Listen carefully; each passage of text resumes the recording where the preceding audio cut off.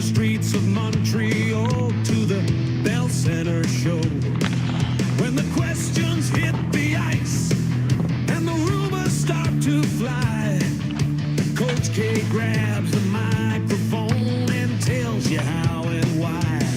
Every shift, every trade, every battle on the wall, there's only one team in the spotlight. We're talking Montreal. Raise the volume, feel the building shake. We break down every move, every chance they take. From the opening face-off to the final horn, this is where Canadiens conversation is reborn.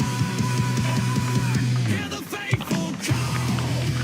Coach K brings the fire, and we're breaking down it all.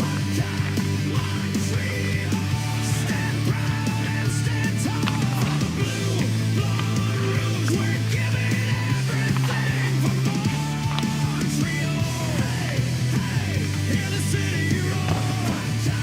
Montreal, always coming back for more. Prospects on the rise, veterans under fire. Who can drive the second line? Who can take this team up higher? Cap space, contracts, coaching, every weakness, every strength. We go deeper than the headlines, and we're going the full length. No empty hot takes, no running from the truth. From the stars already shining to the next wave of the youth.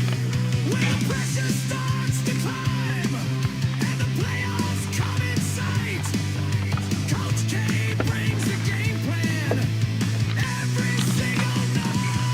Raise the volume, let the speakers shake. We study every system, every adjustment they make. From the defensive zone to the rush down the wall, this is Canadiens hockey, and we're covering it all. Hear the faithful call.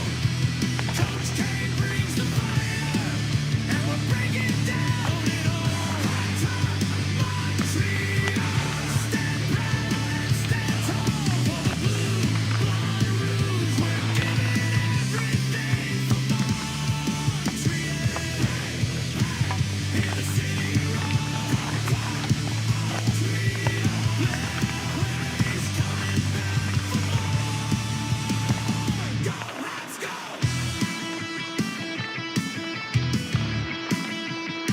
Go, Habs, go!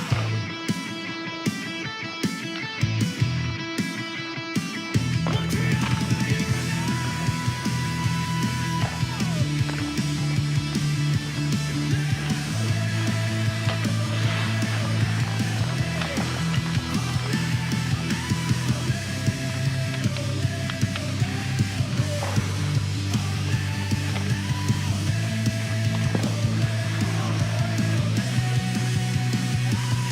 this is our team, this is our city, this is our conversation.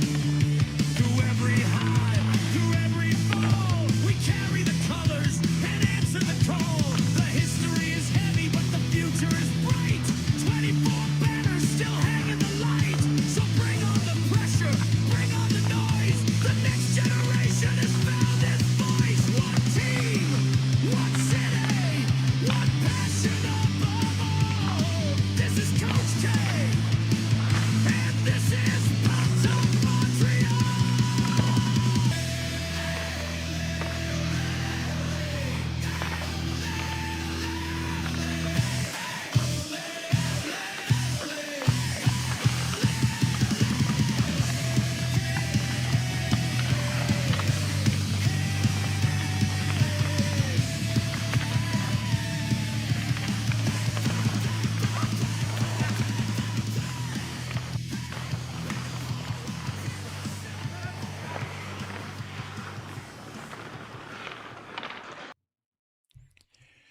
I hope you enjoy the new intro music because it's something different that I decided to do, given the fact that sitting there and looking at just a graphic for 5 minutes is pretty boring, right? But I will say this. One thing that I know for certain is that there's a debate that's gone on I think since the beginning of time, or at least since 2022, when a certain Marty St. Louis got hired as the interim head coach of the Montreal Canadiens. Now, all of a sudden, we're almost 5 years in, and the same debate's going on. And it's not as many people, but there's still a huge pocket of fans that still think Marty St. Louis is just a peewee coach. So I'm here to debunk all that tonight. I'm done after this. I'm going to defend him. I'm going to explain why he's not a peewee coach anymore and why he's progressed to being an NHL coach. And nothing more, nothing less. So get your popcorn ready, because we're also going to talk about another one of my favorite topics, and that is mock drafts and how they're entertaining but utterly useless. They're filler for dead time, or a dead season for that matter. So like I said, get your popcorn ready, pull up a chair, and keep the screen on, volume up, because now we're going live.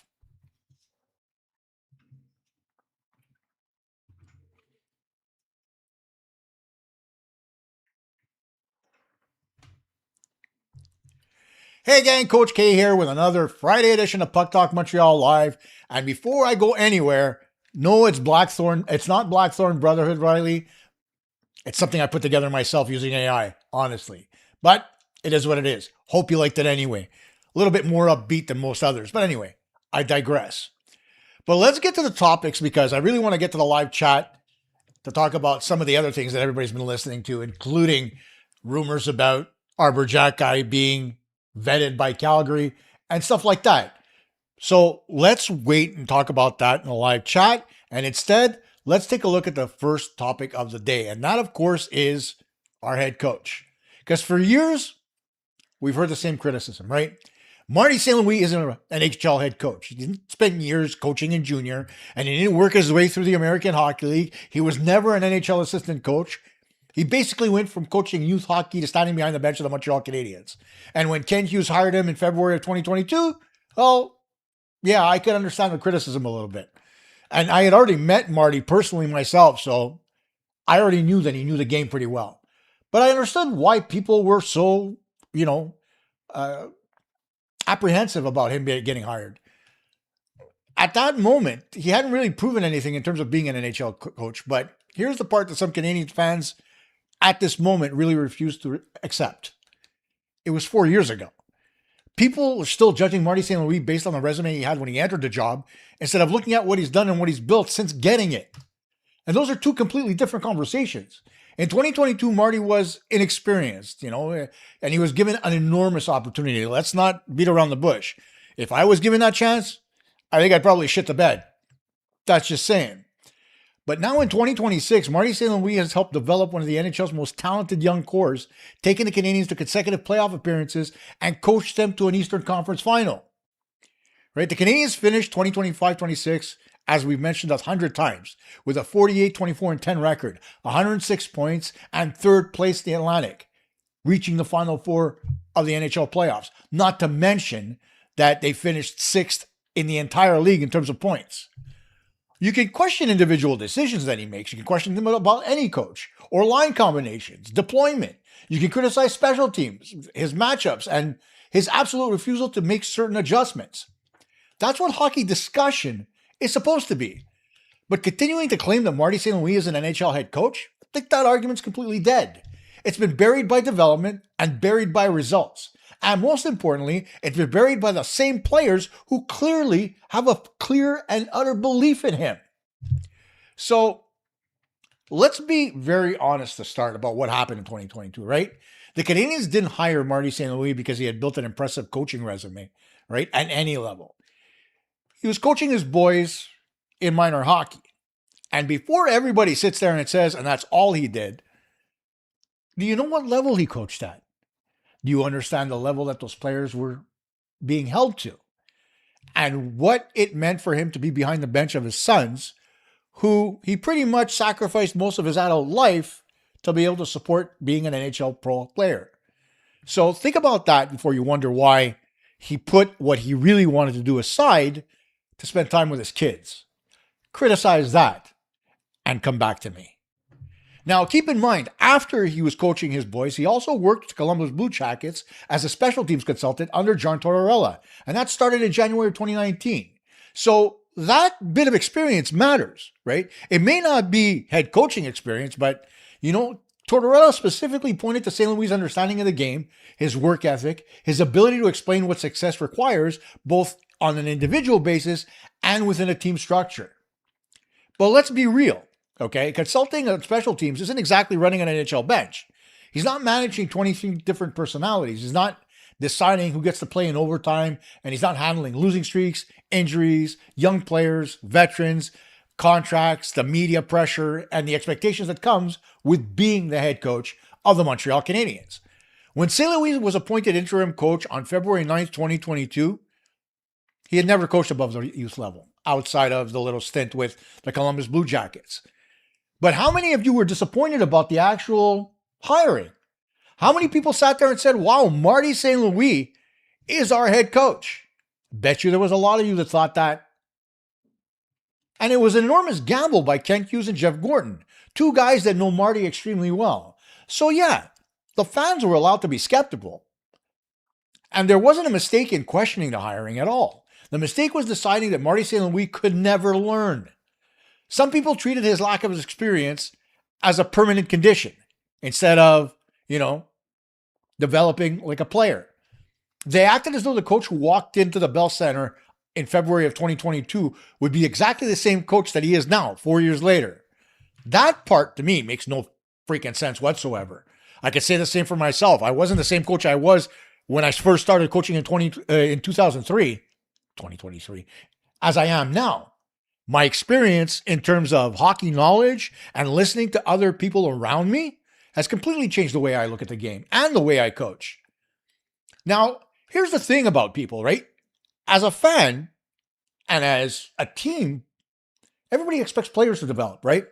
You expect Juraj Slafkovsky to become better at 22 than he was at 18. We expect Lane Hudson to improve on the defensive side. You expect Ivan Demidov to become a more complete player. And you expect young goaltenders to learn how to manage more difficult situations as they go through their career. So why would a head coach be any different? Or any coach for that matter? Like Marty St. Louis was doing exactly what Cole Caulfield was doing, what Slafkovsky was doing, what all the young kids on the Canadiens were doing. He was learning on the job. But he wasn't learning from absolutely nothing.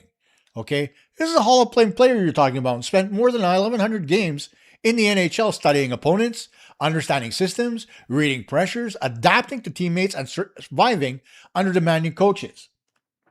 He won a Stanley Cup, he won a Hart Trophy, and he went undrafted because he's an undersized player who built himself into one of the best players of his generation.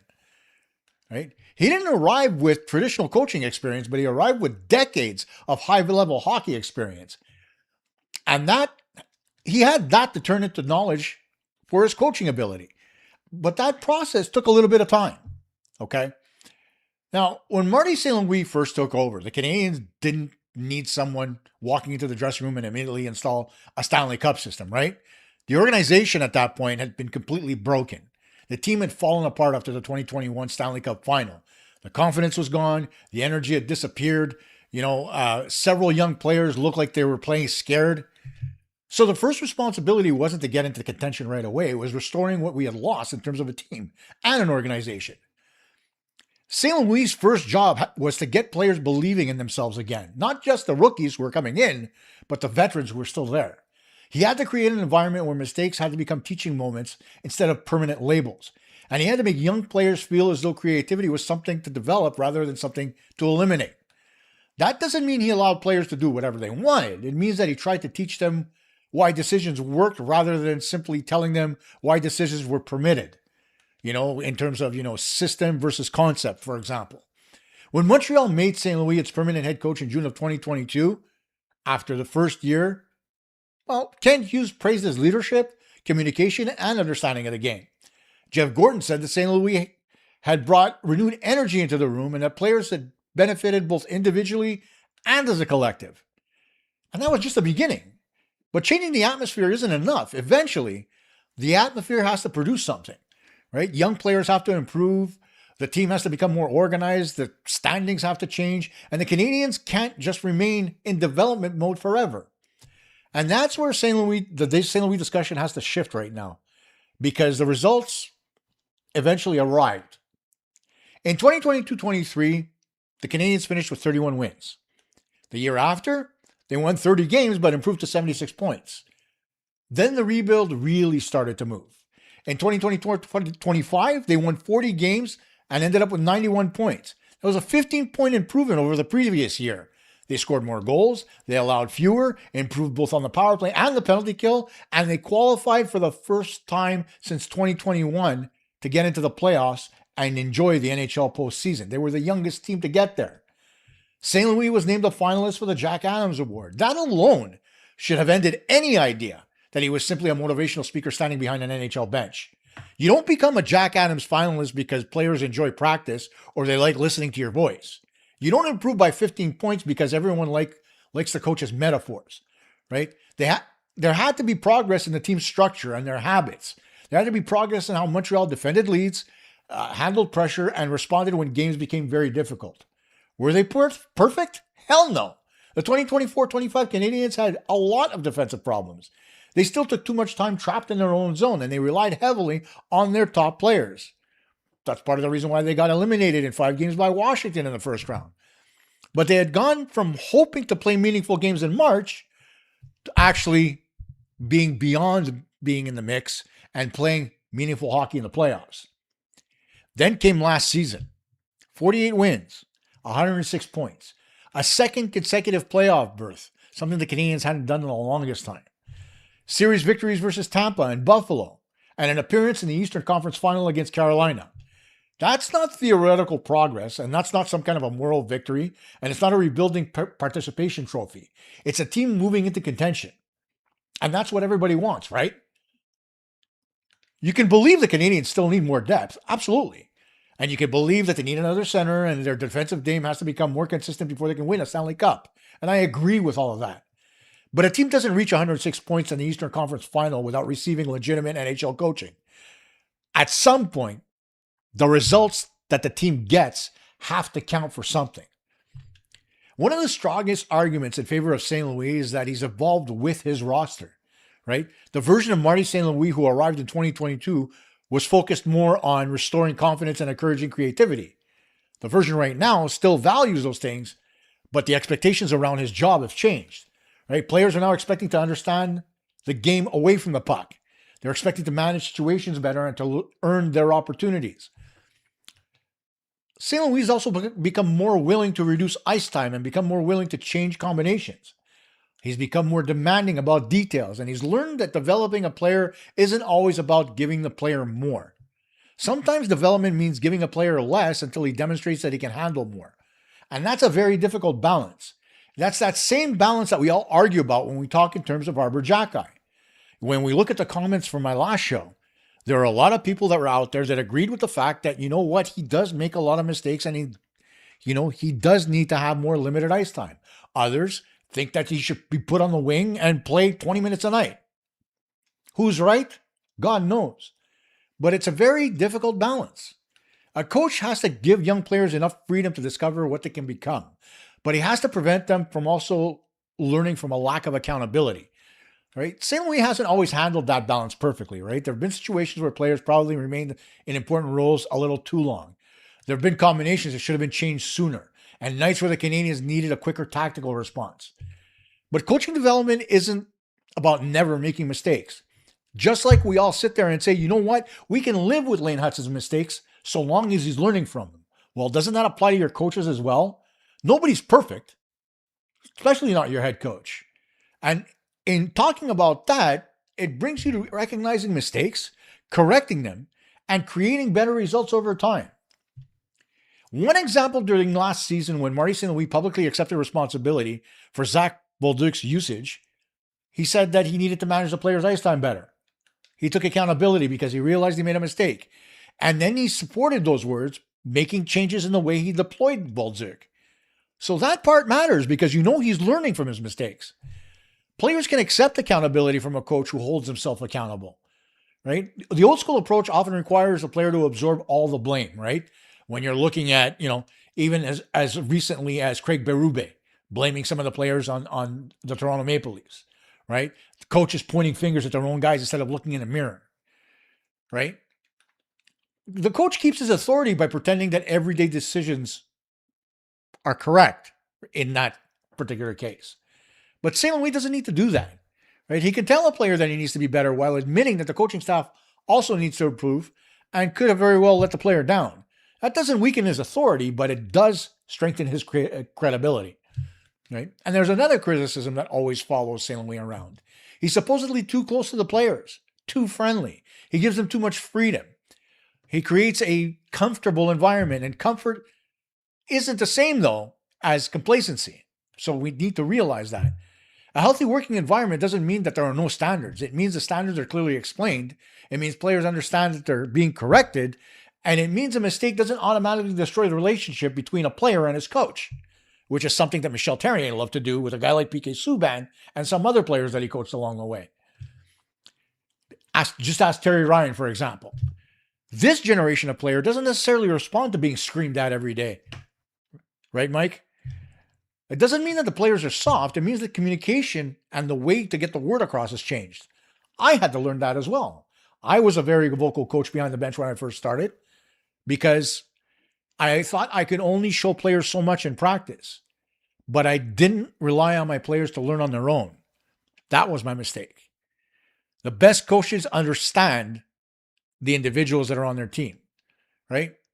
Like if you take a look at a 23-man roster, right, one player might need confrontation like that. Another might need a little pat on the back and reassurance. Another guy might learn better by watching video of his own game. And others, well, you can just leave them alone for a day and suddenly they understand what the hell you were talking about yesterday. St. Louis spent his entire playing career dealing with coaches, teammates, slumps, pressure, and criticism, especially for a guy, as we've said, who was smaller in stature. He understood the emotional side of performance because he lived through it himself. He knows what it feels like to be doubted, to be told you're too small, and what it feels like to fight for every opportunity that you want to get in life. That alone gives him credibility with young players, but credibility only survives when the coach is honest with not just them, but himself. If St. Louis started giving players ice time based on friendship, he'd lose the bloody room. If you protected his favorites from accountability, other players would recognize it immediately. Players aren't stupid. Professional athletes know when standards are completely fake.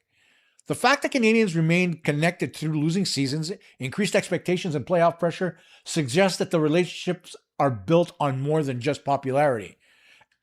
And at the end of 2025-26, Cole Caulfield described St. Louis very simply. That's our guy. He's our leader. Caulfield credited St. Louis with giving players opportunity and confidence while keeping the group hungry for what comes next. That statement alone tells us something very important. Players don't view St. Louis as the fun coach who rescued them from a miserable situation 4 years ago. They view him as their leader.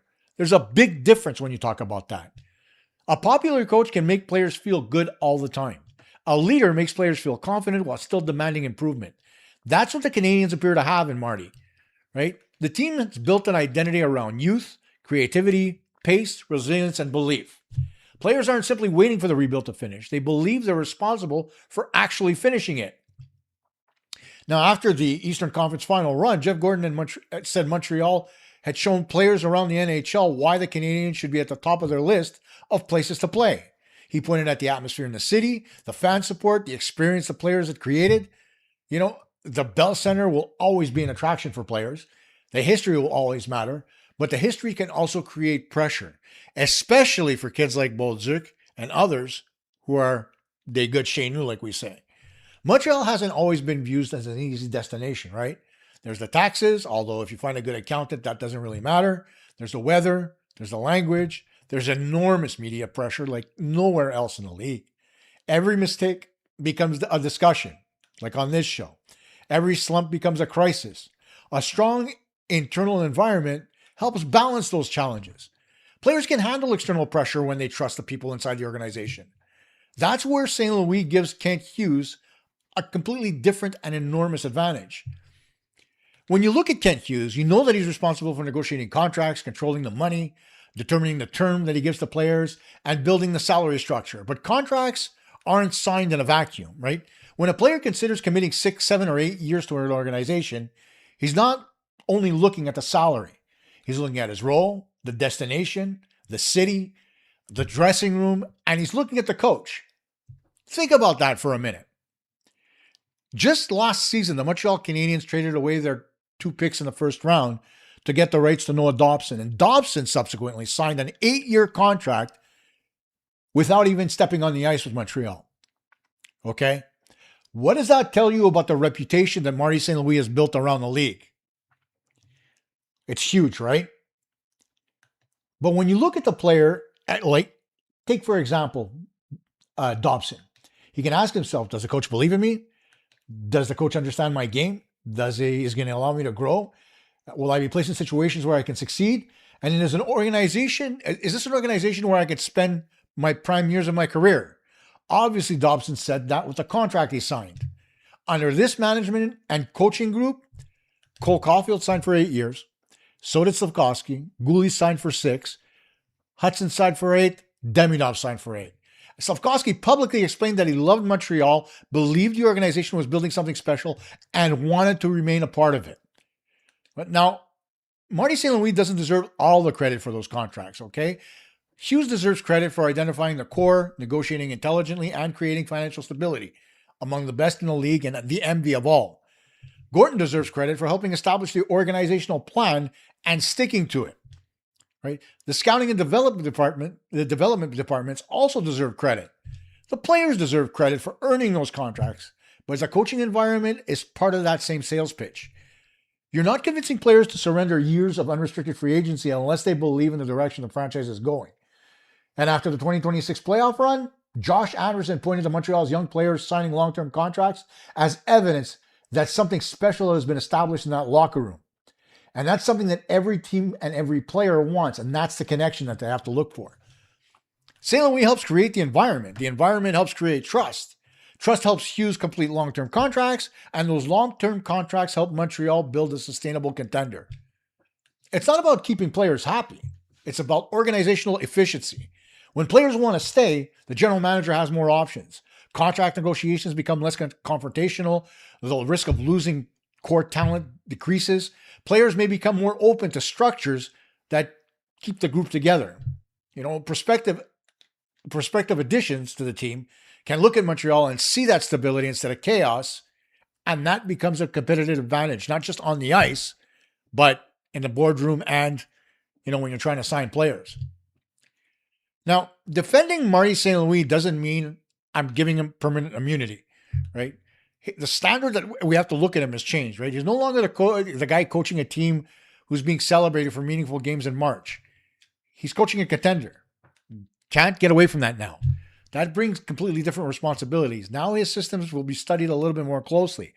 The matchup decisions will matter more. His playoff adjustments will be compared against other coaches who've been through several deep runs before, like a guy like Rod Brindamore. And the Canadiens can't rely exclusively on emotion, speed, and individual brilliance. They have to become more consistent defensively, and we all know that.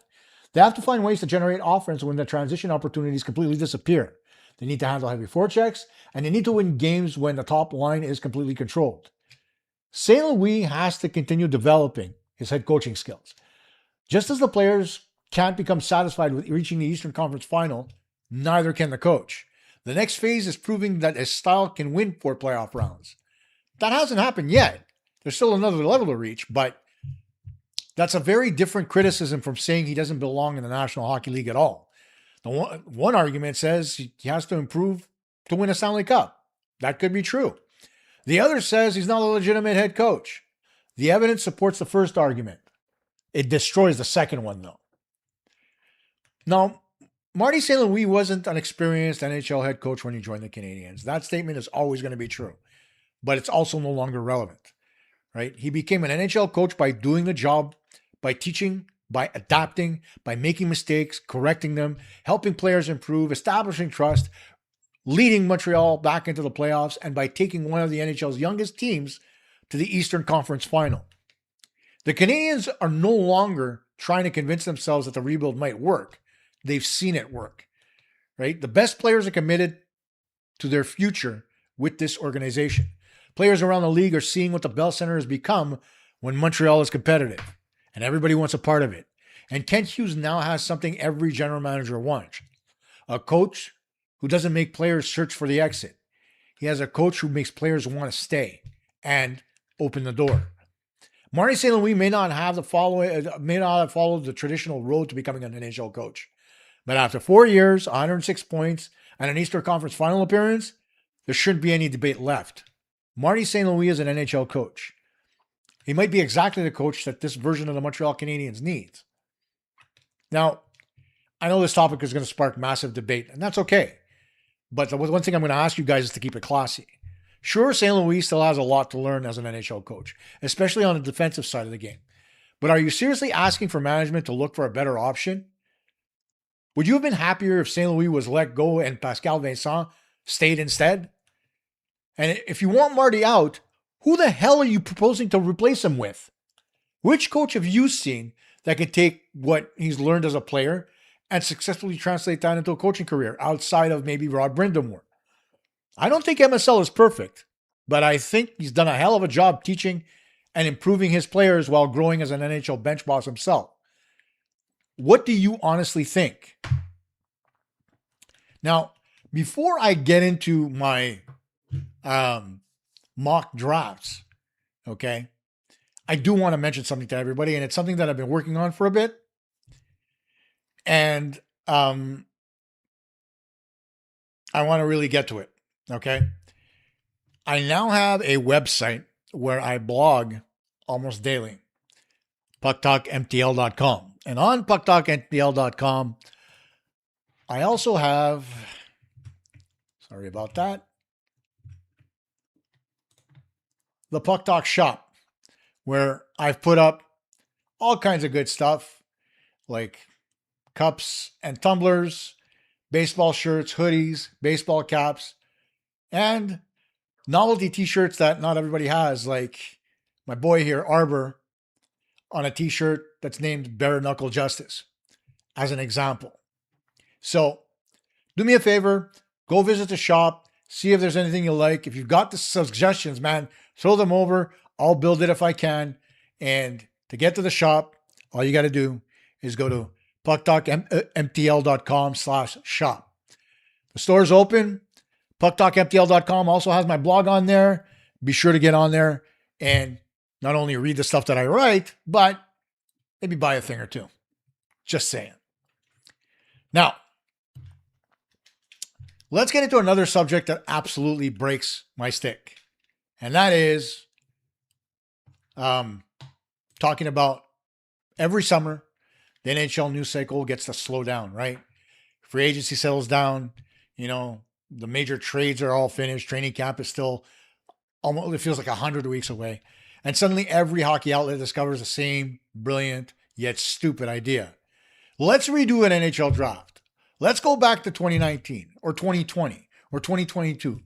Let's pretend that every general manager and his team were freaking morons and give them another chance to pick their players. Let's move one player up. Let's drop another player down. Let's laugh at the teams that supposedly got it wrong. And then let's congratulate ourselves because 5 years later, we know more than people who made the decision at that time. Here's my honest opinion about all that. Redrafts don't mean a damn thing. Okay, they're summer content, and that's all they are. They fill space during the slowest portion of the hockey calendar. They create arguments, they generate clicks, they give fans something to debate, and there's nothing wrong with enjoying them as entertainment. But the moment somebody starts presenting the redraft as a serious analysis of what should have happened, that's where you lose the plot. Because a player's development isn't something that happens in isolation. And that's part of what people need to understand.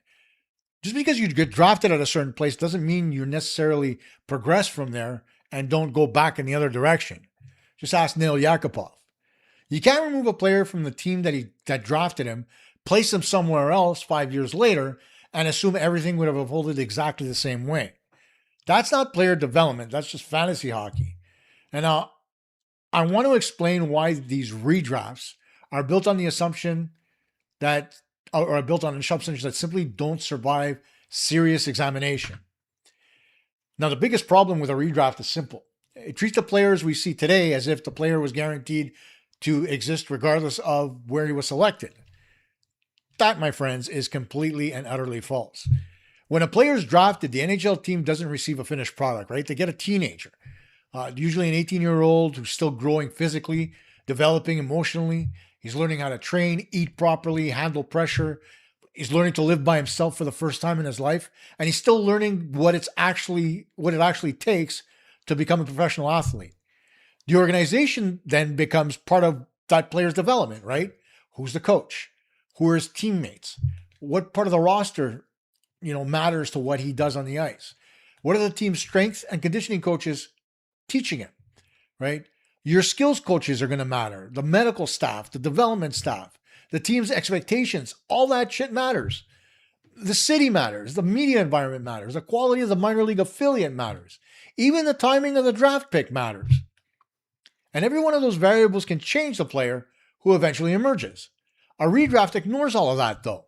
It looks at the finished result and assumes that the finished result would be the same if it occurred with another team or elsewhere. That's not analysis. It's wishful thinking. Now, let me give you a hypothetical. Let me talk about Connor Bedard. Not because Connor Bedard would develop into anything other than the player that he is today. But imagine taking Bedard at 18 years old, and instead of sticking him with the Blackhawks, you place him with Pittsburgh. And not the current version of Bedard that we're looking at who's already experienced in the NHL, but the original prospect, the teenager entering the league for the first time. Now imagine that young player spending every day around Sidney Crosby, learning how Crosby prepares, how he gets ready for practice, takes care of his body, deals with the media, responds to losing and handle criticism. Watch how seriously he takes every detail of his profession. Would Bedard still be enormously talented? Of course, that's not the question, though. The question is whether Bedard's game and professional habits would develop in exactly the same way as they're doing right now. And the answer to that is simply no. Playing beside a guy like Crosby could influence every bit of his defensive awareness, his face-off preparation and how he takes them, practice habits, his leadership style, his approach to film study, and his ability to manage the pressure of being a franchise player. It could change the way that he views the game and attacks certain situations. Even change the weaknesses that he chooses to address first. And that's before we discuss the effect of Pittsburgh's actual roster. If Bedard was picked by the Penguins, would he immediately become the center of the entire organization? Or would Crosby remain the central figure while Bedard develops with slightly less pressure? Would Bedard receive the same matchups? Would he face the opposition's best defensive player every night? Would he be expected to carry the offense immediately? Would the media coverage be different? And would he receive different line mates? Would he play the same number of minutes? And would he be used in the same situations? Change the environment and you change the entire development process. That doesn't guarantee a better player. It doesn't guarantee a worse player. All it does is guarantee that you'd get a different player. That distinction destroys the entire foundation of what a redraft is. Now let's consider a guy like Shane Wright, because, of course, we all talk about him, right? People can debate where Wright should have been drafted all day, every day. They debate his usage, they debate his development timeline, and whether he met the expectations attached to his junior career. But here's the question a redraft can't answer. What would happen if Wright began his NHL journey in, let's say, Florida? What happens if he starts in Tampa Bay under John Cooper? Those organizations might have given him a completely different introduction to professional hockey. Maybe he would have been surrounded by established veterans, or maybe he would have been brought along a little bit more slowly. Maybe he would have spent more time watching high-level centers prepare, and his defensive game would have been emphasized before his offensive production would have been the catalyst for everything that people talk about. Maybe he would have played in a lower in the lineup without being expected to immediately justify his draft position. Or maybe the depth of those teams would have given him a harder time to earn his own opportunity. Maybe he would have had to spend longer in the American Hockey League, where he would have received no power play time. Or maybe he would have been trapped behind veteran centers. And that's the point. You don't know. Nobody can know. All we can do is imagine an alternative timeline and pretend that our preferred result was inevitable. It wasn't, though. Maybe Wright becomes a more complete player in Tampa. Maybe he becomes frustrated by the lack of opportunity. Maybe Florida's competitive environment forces him to mature quickly. Maybe being blocked by established players slows his offensive growth, but augments his character and his drive to play better. Every environment comes with advantages and disadvantages. A redraft, usually acknowledges only the advantages. And one of the most important variables in player development is opportunity, right? Not talent, not draft position, but opportunity. Take, for example, Brendan Gallagher. Got drafted, in the 5th round? Did you see him being a 5th round pick and being on the Canadiens power play or scoring 30 goals at the NHL? I don't think a lot of people did, but he did it. A young player can only develop certain parts of his game if he's allowed to play through mistakes. Some teams have room for that, others don't. A rebuilding team like the Canadiens may take an 18-year-old like Slavkovsky and put him on the second line. Go Habs, go. Demidov, example. Give him power play minutes. Use him in overtime. Let him learn against NHL competition. The player may produce points because he receives more minutes and better opportunities. But he may also develop bad habits because the team can't shelter him properly. A contender might place the same player on a 4th line, give him limited minutes, hold him accountable defensively, and make him earn every promotion. That player might produce fewer points early, but maybe he becomes more complete down the road. Or perhaps he never receives enough offensive opportunity to develop his creativity. Neither approach is automatically correct or wrong either. The outcome depends on the player, but a redraft looks only at the production and says one team made the right decision while the other team made the wrong one. It's really that simple, and it rarely asks whether the players would have received the same opportunities after changing teams. Suppose a winger becomes a 30-goal scorer because he plays on a rebuilding club's first power play unit. In a redraft, he would get selected much higher.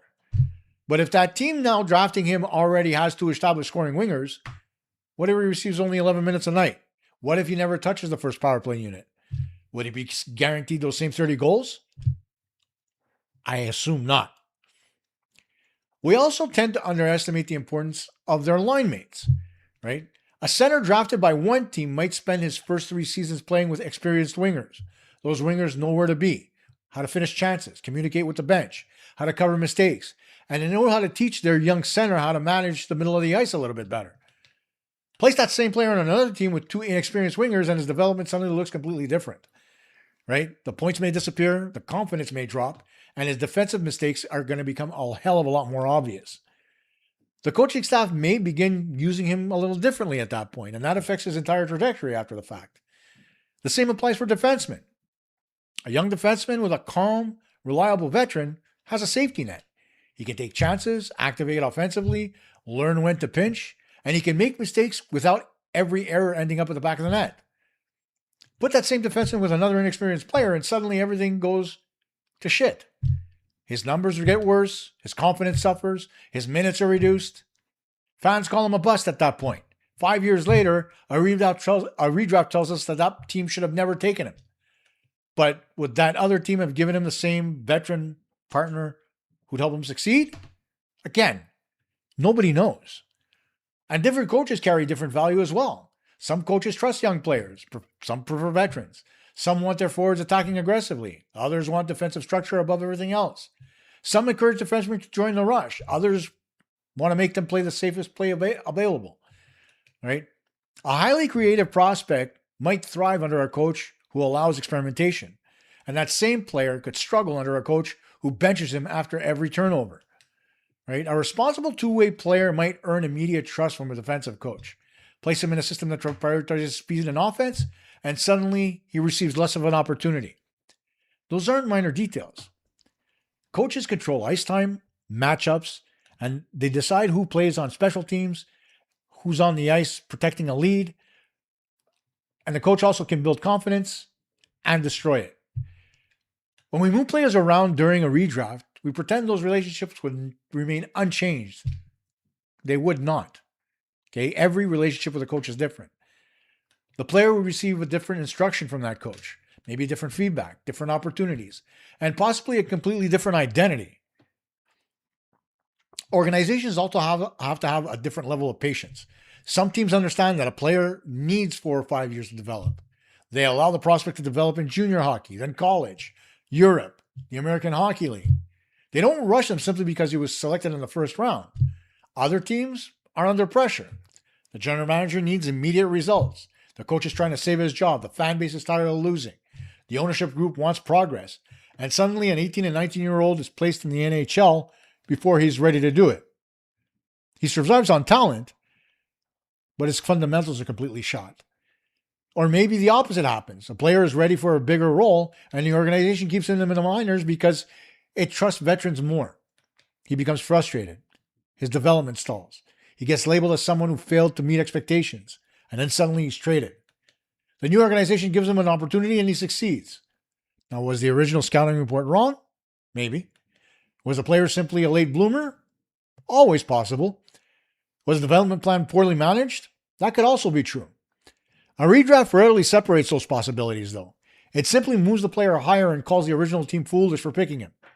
And that just isn't fair to anybody. Not with the amount of work that they put into trying to scout players and figuring out which guy fits the team best and who's the best player available. And the American Hockey League is another variable in all of this. Not all NHL, AHL environments, are equal. Some affiliates build around development. Young players receive meaningful minutes. They play special teams and they're taught the same systems as the NHL club. Development staffs communicate consistently with their coaches, and the goal ultimately is to prepare the players for the next level. Other AHL affiliates are more focused on winning because their local market thrives on that. Veterans receive more important minutes. Prospects are moved around the lineup. The NHL team and the AHL team may play completely different systems. Players can get caught between organizational priorities.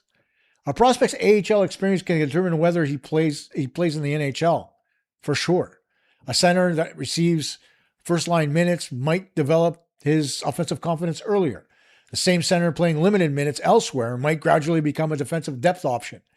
A defenseman receiving power play time may develop into a good puck mover, but without that opportunity, he may be trained to become simply as a penalty killer. Same player, same talent, different path, different result.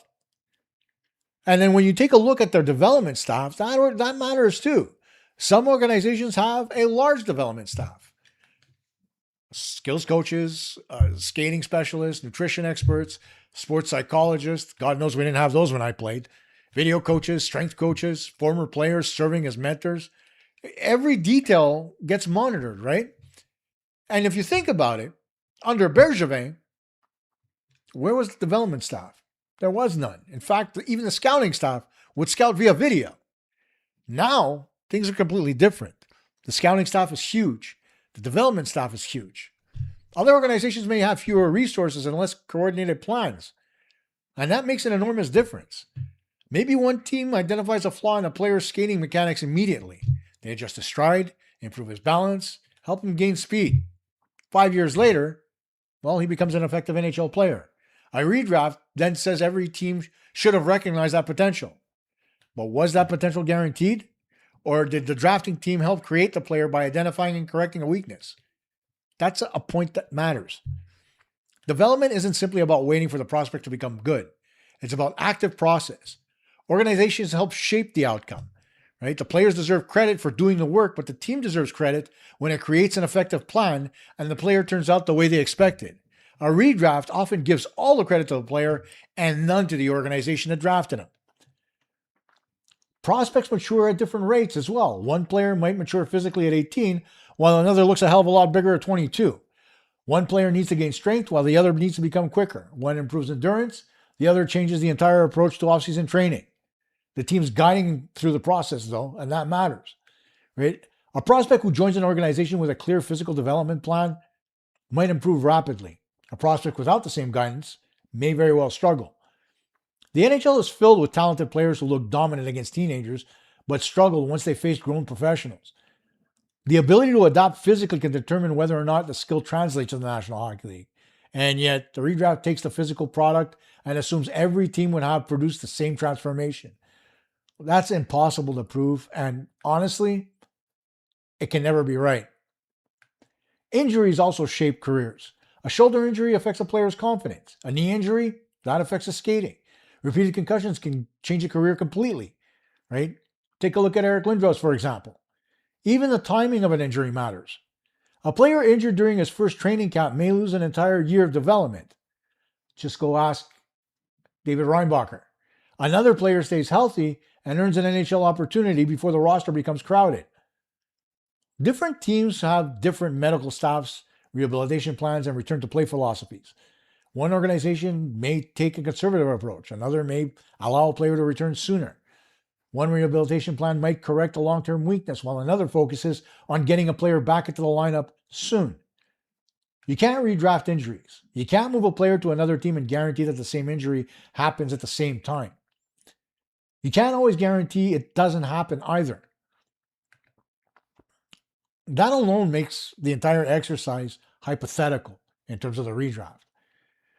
Special teams opportunities as well. Power play usage is one of the quickest ways to change how a player is perceived. A guy who plays on the first unit, and his production, it rises quickly. His points create confidence. That confidence creates more opportunity, and more opportunity creates more points. It's a vicious cycle when you look at it. Place the same player on a team with an established power play, and all of a sudden, he receives almost nothing. His stats are modest. Fans begin questioning his offensive upside. A few years later, he leaves the organization and suddenly produces somewhere else. Did he become a better player overnight? Probably not. The opportunity changed for him, though. The penalty killing opportunities can also shape a guy's career, right? You take a look at Josh Anderson, for example, who was for scoring, and then all of a sudden they say, you know what, we're going to turn you into a little bit more of a penalty killer. All of a sudden, a career reboost for him. And the young player can be trusted on the penalty kill. He may become a better two-way player. Another center might not receive that experience and remain viewed as an offensive specialist. When redrafts compare point totals, they rarely account for usage. They simply see one number as a larger one than another. And of course, market pressure and media attention are crazy, right? And so when you're playing in Montreal, it's not the same as playing in Florida. Playing in Toronto isn't the same as playing in Carolina. And playing in Chicago isn't the same as playing in Anaheim. Some markets turn every mistake into a week-long discussion. First-round picks become a daily storyline before he's played a game in the NHL. Just look at Demidov last year, right? Up until May, everybody was talking about him. Everybody was showing highlights. Fans track every shift. Doesn't matter where these guys play. Every goal drought becomes crisis. Every demotion becomes evidence that a player's a bust. Some players thrive under that attention. Others, they need time and privacy. Quieter markets allow a player to develop without constantly defending his draft position. But then there's another side of that. A major market might also provide energy, accountability, better visibility. A passionate fan base, players have to push themselves a little bit more when they know the expectations are higher. Again, the results depend on the individual. There's no universal answer. But there's no serious way to claim that a player would be psychologically identical in every city that he plays in. Team culture is difficult to measure too, but it matters. Right? What happens when a young player enters a locker room filled with professionals who set a high standard? What happens when veterans stay late after practice? Like a Jaromir Jagr, for example, coming back at midnight. What happens when the team captain holds teammates accountable? What happens when a respected player takes a prospect aside after a difficult game? Those moments shape careers. A veteran might teach a young winger how to protect the puck better. A center might explain how to prepare for face-offs in a different way than the players used to.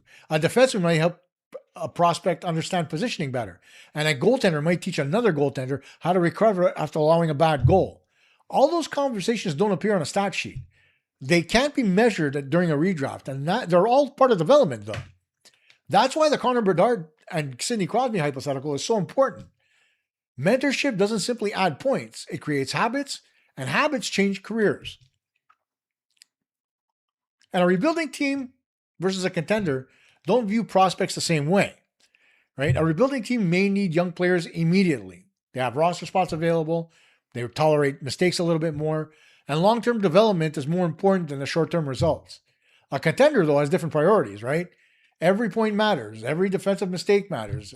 The coach needs players that he can trust in the playoffs. A prospect might have to wait a little bit longer. But when he finally enters the lineup, he may be surrounded by better players and a stronger structure. Which situation is better? It depends. A highly skilled player might need freedom. A raw player might need shelter. And a mature prospect may be ready for responsibility here and now. Another may need more time. Redrafts assume we can switch these players between organizations without changing the outcome. And that's just false. And then you look at the salary cap. that creates opportunities as well.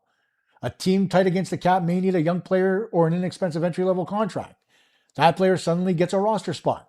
Another team with more flexibility might sign a veteran instead. That prospect remains in the minors then, so timing matters. A player might arrive just as a team loses two veterans.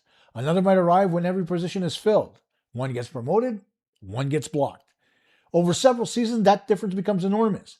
The player receiving NHL minutes gains experience. He earns trust, establishes relationships with his teammates, and he's building his career, right? The blocked player may lose confidence in himself, eventually request a trade. A redraft can't reproduce the exact salary cap circumstances of an alternate team, right? So let's call it what it is. These stupid redrafts are just that. They're stupid. They don't allow for the environment. They don't allow for the rosters. They don't allow for the players and the characters who are in the locker room. If you were to take Ottawa, for example, and Montreal, who's got the better character in the room? Or better yet, compare that to the Leafs in Montreal. It's a no-brainer, right? So when you're talking about redrafting players, well, you have to factor everything in, whether it's position, draft position, scouting staff, development staff, coaching staff, players, fans, media, you name it. Every bit shapes the player that was drafted. So 5 years down the road, they're definitely not the same player that they were. But what do you think? Tell me, do you actually enjoy, redrafts? I don't like them at all, because from a coaching perspective and for somebody that's scouted players before, it makes me feel like I'm an idiot because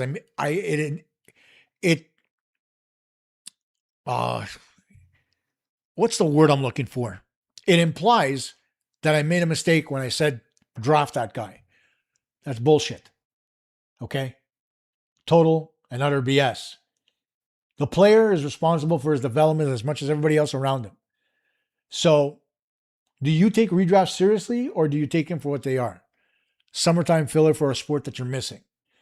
Put it in the chat. We'll discuss it along with other things. And remember, guys, like these videos, subscribe to the channel, and tell your friends about it, because, we just continue to grow and grow. So time for us to now get to the best part of this show, and that is, let's take a look at the live chat. Let's see. Absolutely. Welcome. Riley Cusack. I think Jack-Eye needs 6 to 10 minutes a night to make an impact. Any less, might as well bring in Struble. And then absolutely says 10 to 12, more like 10 to 12.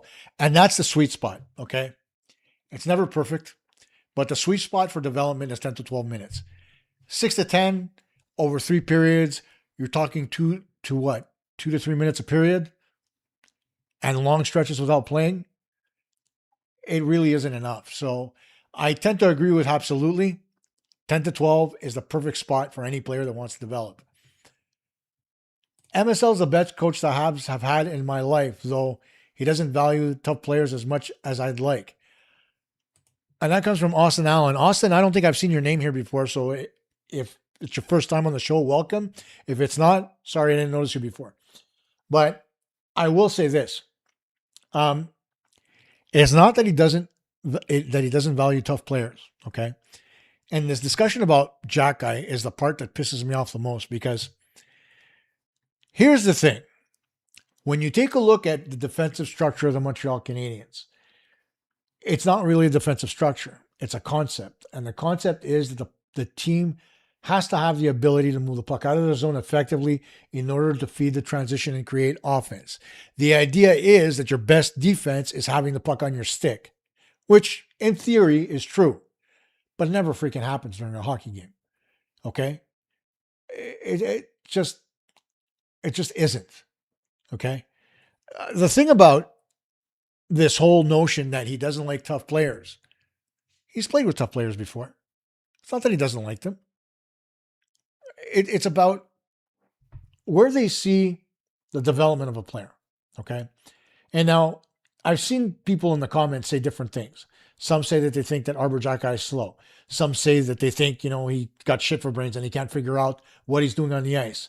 Some say he tries to do too much when he's out there to try to impress the coach and it forces him into mistakes. Doesn't mean anybody's wrong. And you could be right on several different fronts. But at the end of the day, at a certain point, it has to click for the player. Now, in Jacki's defense, he was never drafted.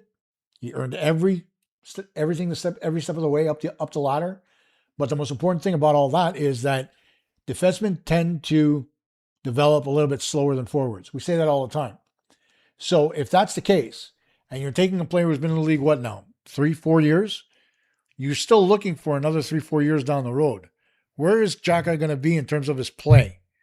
We already saw an improvement from the previous summer to this summer in terms of his skating ability. We all know he's going to continue working on that. So what kind of player do we see in camp come this fall? Whether he signs or not is another story. We'll see what happens. I presume he wants to stay because the Montreal Canadiens were his favorite team going up and his brother is still in the system. We'll see.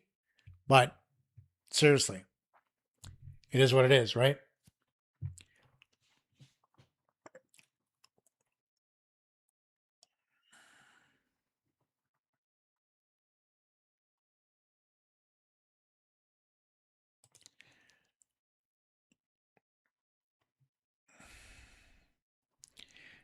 Deviator. I read that one right, imagine. Have a warped record? Pack the record. What are you talking about? Okay, never mind. Mike Bishop. I still think Arbor is getting treated poorly and is poorly coached, but the question that I have for you is this, Coach. In the last 4 games, the results speak for themselves, but MSL clearly had no plan. I agree, Mike. I'm not saying that he did have a plan, but the thing about what happened against Carolina was simply that he was ill-prepared for the adjustments that Rod Brind'Amour made. And more importantly, which is the reason why they hired Derek Lalonde, is that he didn't have an answer on the defensive side. And like I said, he's not a defensive guy, right? If you look at Marty's career, all it's ever been about is offense. Does he understand his own role defensively? I'm sure he does.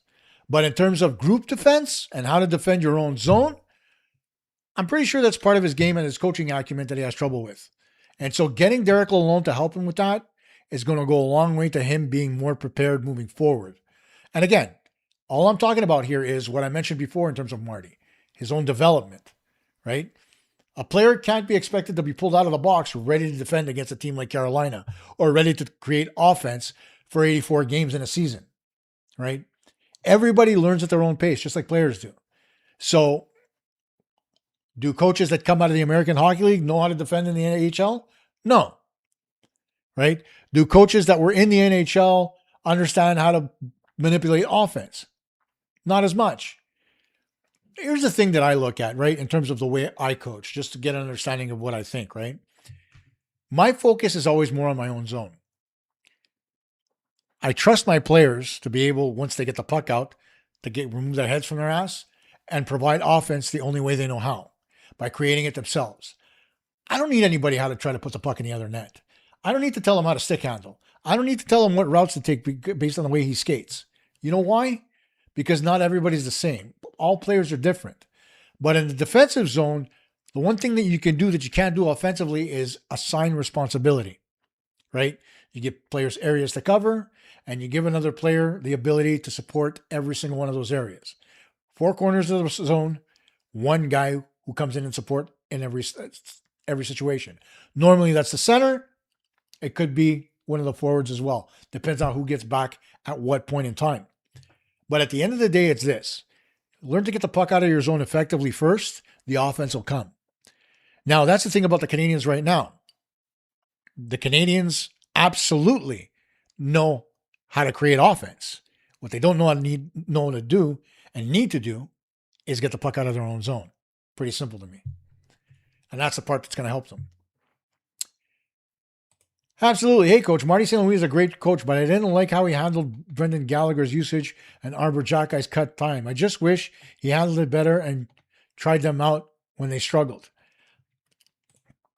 I know that a lot of people don't like the way he treated Brendan Gallagher. I'll tell you this, okay? And you can correct, I could be wrong about this, but just in watching Brendan Gallagher, the one thing that I did see in his game was that the compressed schedule really messed him up.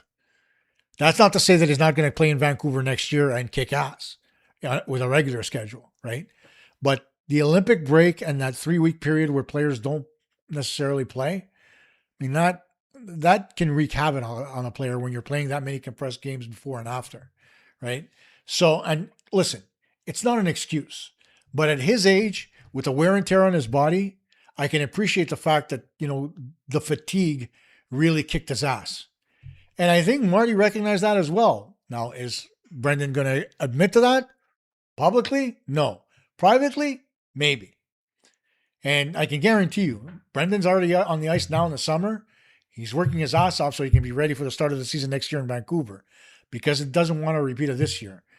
This by far, whether it was the beginning of the year or the tail end where Marty didn't use him, was the worst season in his career. Not only production-wise, but just overall hockey-wise. So I want to see him succeed. I think Marty was trying to save him a little bit, but, that can be misinterpreted. I thought that physically, he really didn't have enough energy to bring anything to the table. As an individual, hell yeah. Raw, and on the bench and get out there and throw a couple of hits on a shift and go? Absolutely.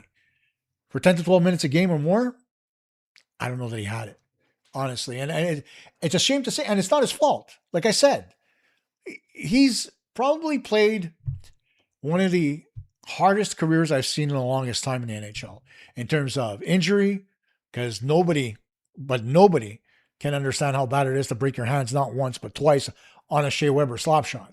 Okay. How do you come back from that when your grip is different? The amount of pressure you can put on your hand is different. And he did. And he's going to be given credit for that. But at the end of the day, you're never the same player as you were before that injury. And that over time becomes worse and worse. We'll see. I want him to succeed.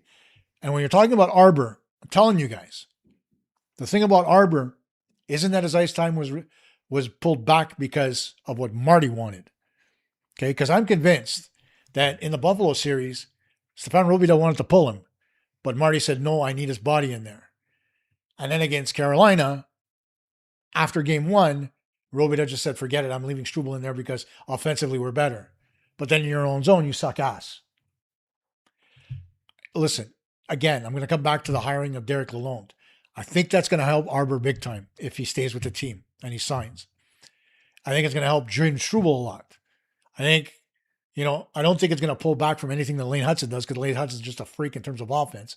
But defensively, I think Lalonde's going to help him learn a few more tricks to be able to defend in his own zone better. I mean, there's a lot that has to be said about Lalonde's experience in terms of what he did in Tampa. Forget about Toronto because that was just a few months anyway. He didn't have enough time to really be able to influence the players all that much. But defensively in Tampa, he's pretty much the reason why they won those Stanley Cups. So let's see what he can do with Montreal. And better yet, let's see what he can do with Robida. Joe, MSL has shown that you can teach youngsters and smaller speedsters to reach the playoffs. He has, but there's another thing he's taught them too. He's taught them that your size doesn't matter when it comes to playing hockey. Your grit and determination does, right? You look at guys like Lane Hudson and Cole Caulfield. Do you think they get as far as they do without having a little bit of toughness and a little bit of, you know what, I don't care what the bigger guys say, I'm going to succeed? In 2019, Caulfield's top 5 in a redraft. Absolutely not a chance. Why? His size. Okay? It comes back to what I was saying about the redraft. Okay?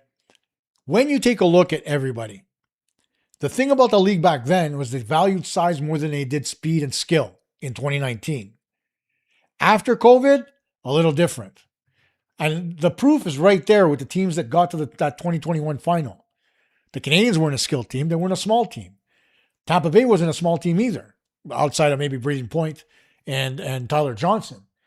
But at the end of the day, you can have smaller guys. You need bigger guys. That's the one thing Montreal didn't have last year, and they're going to need moving forward. But That being said, there was much more value in 2019 because they were looking at players who were bigger. They wanted the forwards that could skate that were 6'3", 6'4", and guys like that, guys that weighed 200, 220 pounds. They valued players with skill and grit more than talented players like Caulfield.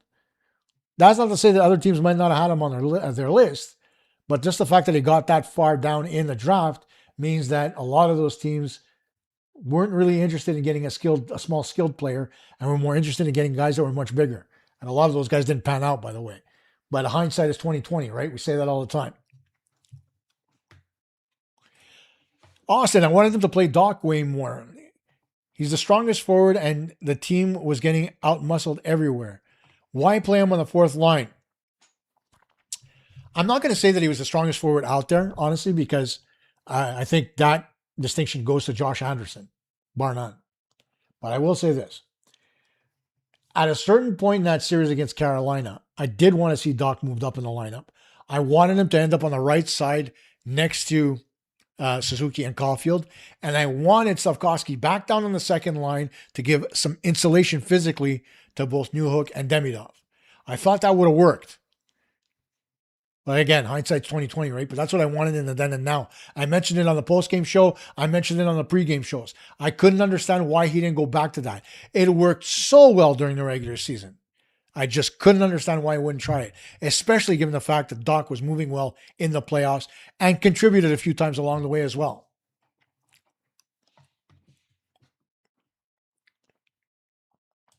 Yeah, I agree about that goal, by the way.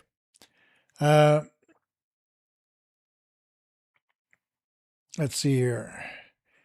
Riley Cusack. Yeah, I'd like to know what deviator is. Oh, I know what it is. I just said his name and I realized what it was. Deviator IRL is trying to do one thing and one thing only. He's trying to deviate our conversation from hockey to some stupid shit about a vinyl. That's what he's trying to do. So let's not give him the time of day, okay? Biba Fortune, Scotty Bowman said Jesperi Kotkaniemi would be the next Jean Beliveau. Tell me where he said that.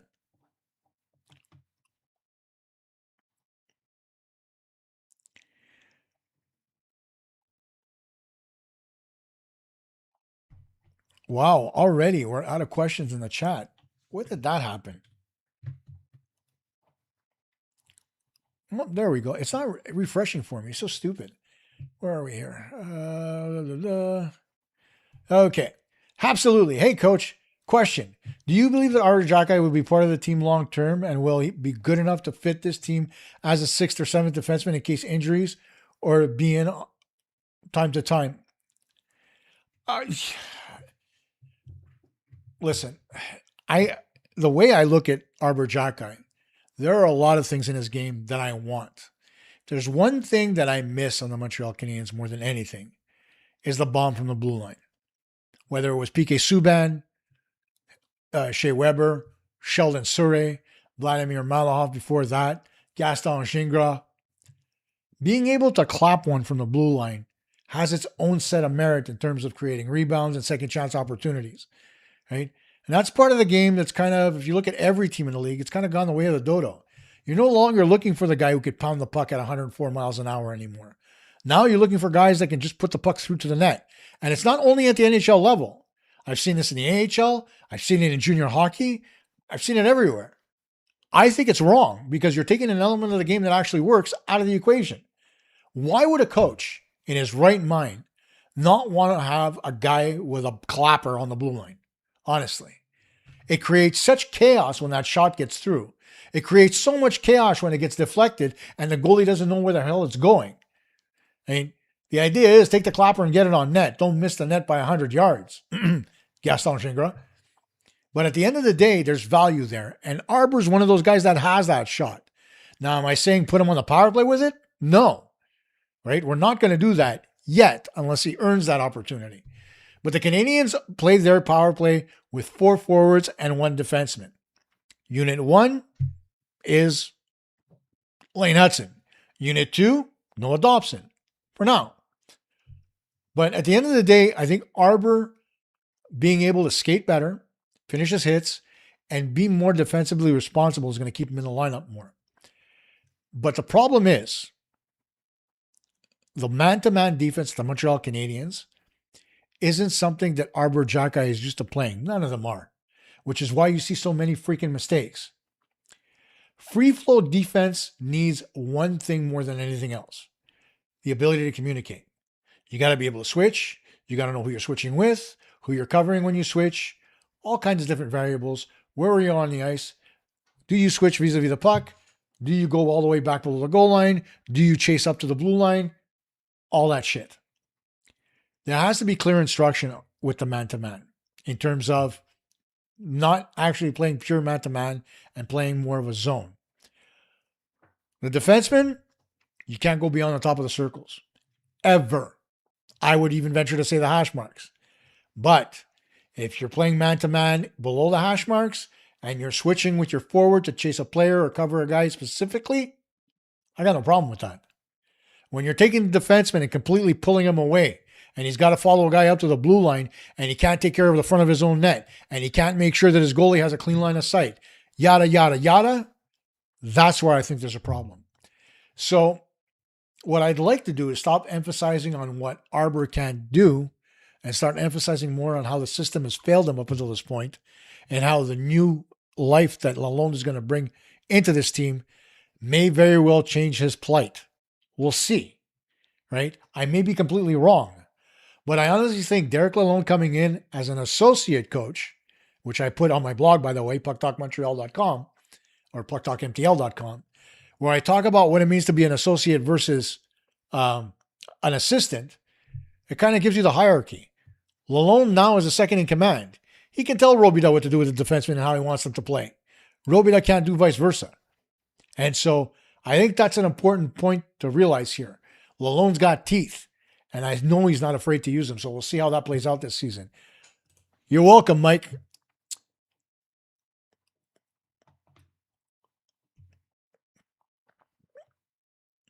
Back in the day, it was the Perrys and the Gallaghers that got the Habs near the COVID Cup.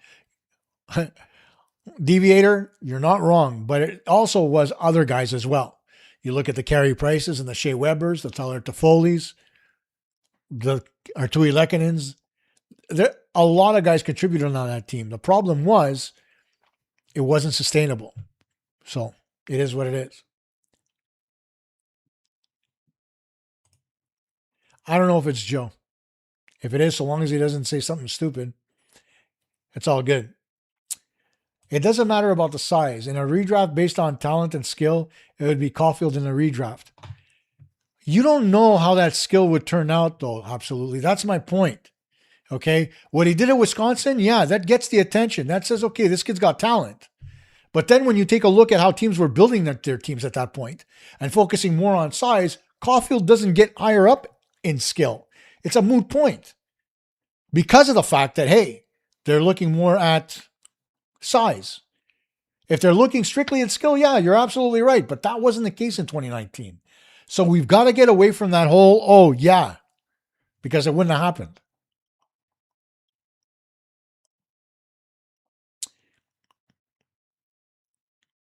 Hey, coach, bit late to the conversation, but do you think MSL's lack of answers to RBA's adjustments was part of why the team seemed to shut down after game one? It looked like they weren't just gassed. You're right, Katie. It's not necessarily that they weren't just gassed. One of the things for sure was that shit. Where was I going with this?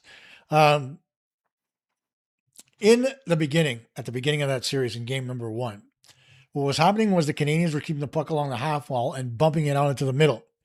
The middle was wide open. Carolina was doing what they did in the regular season, forcing the Canadiens to the outside and telling the Canadiens, you want to win, you got to use the middle of the ice. The Canadiens did that. They won game one, right? But then once that changed and Carolina decided to put a forward in the middle of the neutral zone to take away that chip pass and the ability to come out with speed, well, the Canadiens had no answer. The answer to that, to me, is simple, though, right? What you do is you come up the wall, you skate flat, and you extend the defense a little bit, right? You don't necessarily have to chip it through the middle, but what you can do is you can take over the middle by putting more players there. Carolina didn't have to do much more than that. They put one player in the middle, and all of a sudden the Canadiens had no answer. Not only that, but their forecheck got a lot heavier. So when you put a hard forecheck in, along with the fact that the forwards weren't coming back far enough to support the defense, well, you end up with what we got. 4 games with where Carolina completely dominated, and the Canadiens couldn't muster shots if their life depended on it.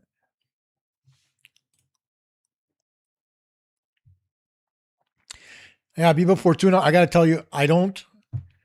The Scotty Bowman thing, I've had a chance to speak to Scotty Bowman in the past, at the 2009 draft. And I can tell you this. He's never been the type of guy to go and predict somebody's future, okay? Because Scotty wasn't the scout back in the day. He was the brains behind the operation. The scouts for him were guys like Pierre Maguire and others who would take the time to go out there, tell him what players were available. He'd say what he wanted for his lineup. The scouts would present it to the GM. The GM would talk to Scotty, and then they would go out and get the player that they wanted. And so, does Scotty know a thing or two about hockey? Absolutely. Okay. But just like I talk about Marty St. Louis, Scotty Bowman, to this day, is still taking in information and absorbing it and converting it into knowledge in terms of the game of hockey. He's probably the one guy in the world that knows more about hockey than anybody, hands down. I don't care who you talk to. Okay. I watched Scotty Bowman sit down with Ken Hitchcock and Mike Keenan at the Starbucks at the Chateau Champlain in Montreal where the 2009 draft was held. I didn't say hello. I didn't say nothing. I went and I got my venti coffee. I walked back. I leaned up against the counter, the standing counter, where, right by the wall, put my elbow on it, and they were at a bistro-style tall table with stools, and they were discussing what Peter Laviolette talked about in his presentation about the power play. Do you know in those 10 minutes, I learned more than I learned from any other coach that helped me in the first 5 years that I coached? 10 minutes of listening to 3 of the greatest minds in hockey. And I was stunned at what Scotty was saying. I don't remember verbatim what it was, but he took everything that Laviolette had said, turned it upside down, and created a completely different mindset in terms of the power play. And you saw Hitchcock writing it down, and you saw Keenan taking notes on freaking napkins so they could remember what Scotty told him. So, like I said, I don't foresee him turning around and saying that Kotkaniemi is going to turn into Jean Beliveau. Maybe he said he looks like him because he was just as tall as him and just as lanky. But in terms of the player, man, there ain't ever going to be another Jean Beliveau. Not in character, not in playing style. It is what it is, right? In terms of the player. The same way there's not going to be another Gretzky. There's not going to be another Mario. There's not going to be another Maurice Richard. There's not going to be another Larry Robinson or Doug Harvey or Bobby Orr. It's just the way the game is.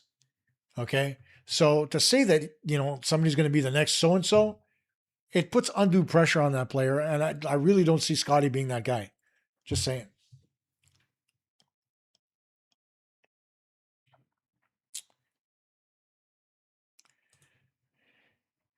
Arby's?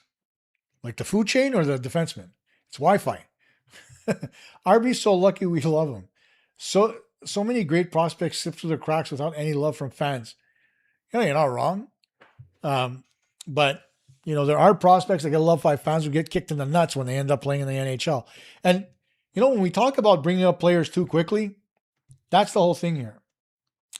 You take a look at, for example, a guy like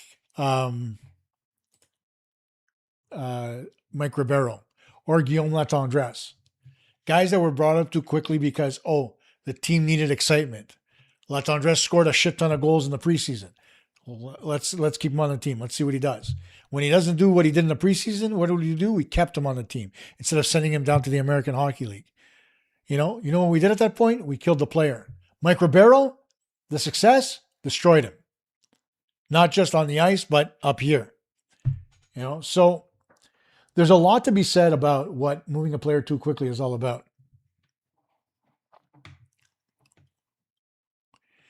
Caulfield's a freak. Used to think Flames Fleury was. No comparison. There isn't, because Theoren Fleury is his own player, and he played the game.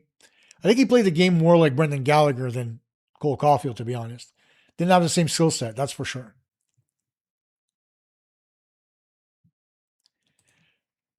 Now it's 26. Habs lost to a better team, third round Carolina. No shit, Sherlock.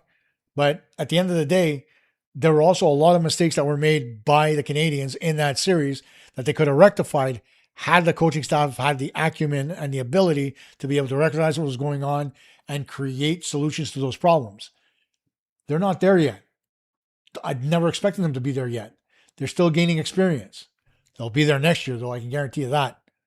In 2-3 seasons, LJ Mooney is going to be the guy who makes us go, wow. LJ Mooney will not make this team if he stays at center. How's that for a bold prediction? All right. LJ Mooney is a small center.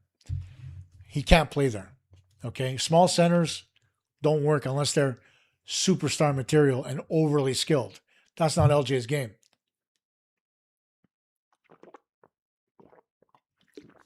LJ is a hell of a lot more of a meat and potatoes type of center than he is a skill guy. Festivus. Hey, coach. I love people that write in shorthand, by the way. In my opinion, Marty St. Louis should have played Fowler a game or two. Throw Carolina a curveball. What do we have to lose? Listen, if there's one thing I know about goaltending is this. You don't necessarily have to ride the hot hand, but when a goalie hasn't done anything to deserve to get pulled, you don't put the other guy again just for shits and giggles, okay, to change the way things are. Because I guarantee you, the way the Canadiens were playing defense, the way Carolina was forechecking, putting Fowler in there would have been no different than having Dobish. Dobish didn't give up more than 3 goals in all but one game in that series. And that wasn't because he was that bad. It was because the Canadiens were just that bad as a team.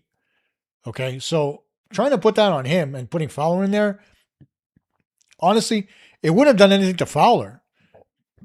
But I don't think Dobish did anything in terms of his game to deserve being pulled. And I'm sure you guys agree as well. There's no reason why you pull him out. Absolutely none. Where are we going here? Mario Lemieux was the next Beliveau, and Lemieux was better. Eras. Never assume a player is better, because if you take 2 equivalent players who have the same IQ style and are smart enough to understand the game, and you put them in the same environment, like I'm talking about with draft picks in the redraft, okay? You're talking about a guy who played hockey in the 60s and 70s, 50s, 60s, and 70s versus a guy who learned to play the game in the 90s and 2000s, okay? Or the 80s and 90s, I should say. Completely different type of player comes out at that point. Mario could have turned up like Jean Beliveau in terms of not having the same stick handling ability, or, maybe not having the same vision, or the same ability to use his body to get to the net, or, any number of the talents that Lemieux had. And if you take Lemieux as a player and you stick him in the 50s and 60s, does it become the same version of Mario Lemieux? The coaching wasn't it good? The answer to that is definitely no. And the same holds true for Beliveau. If you take a player like Beliveau and you stick him in the Lemieux's era of learning the game, it's completely different. And would Beliveau be a different player? Absolutely. He may develop a different skill set. Hell, he played hockey with a straight stick. Lemieux had a curve. Just that alone. So just think about that.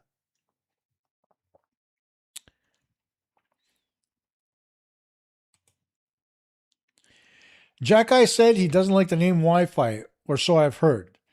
He preferred Arby or the Sheriff. Yeah, of course he prefers the Sheriff.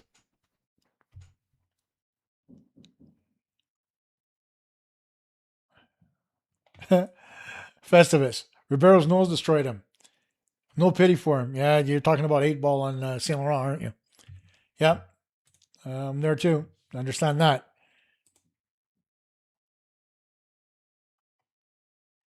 Dobish was mid with one of the worst goalie stats in the playoffs. Calm down. Okay, dude. Did you look at his stats? Did you look at what he did? How many games did the Canadiens win with Fowler and nets instead of Dobish? That's where we're going to go with this? That's where we're going to go with this. Okay. Let's see here. And never tell me to relax. It's rude. Let's see. Jakub Dobish in the playoffs last year. He had a 908 save percentage and a 266 goals against average. He allowed 52 goals in 1,173 minutes, and he made 512 saves. Okay. I don't know about you. He played 19 games as well. I don't know about you, but those aren't shitty stats. And he deserved every minute that he got. So don't tell me to calm down, because Mr. Reacting Rules, he was good enough to be there. And he was good enough for the Canadiens in the playoffs for them to be able to win games. So let's call it what it is, right? Do I remember Cam Ward? No shit. Only freaking team I hate more than Ottawa is Carolina. And it's because of the high stick on Koivu, isn't it? By Justin Williams. You hate them since they were the Whalers. Come on, man. Brass Bonanza? To me, the Whalers were Michael Liut, Joel Quenneville, Ron Francis. I mean, Wayne Babbage. Those were my Whalers. I didn't hate them all that much because they were insignificant. What shocked me was how they wiped the floor with Vegas. That didn't shock me all that much, Festivus, because of the fact that where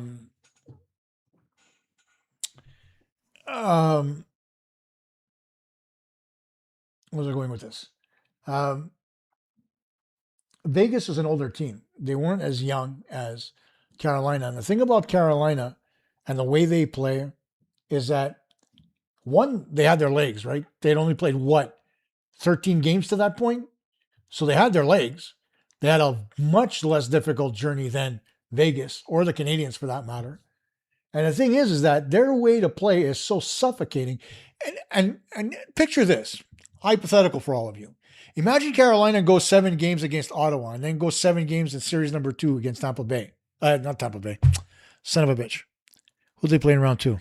Why can't I remember? Hey, it doesn't matter. They go 7 games in round 1 like the Montreal Canadiens do. They go 7 games in round 2 and they face the Canadiens in the Eastern Conference Final.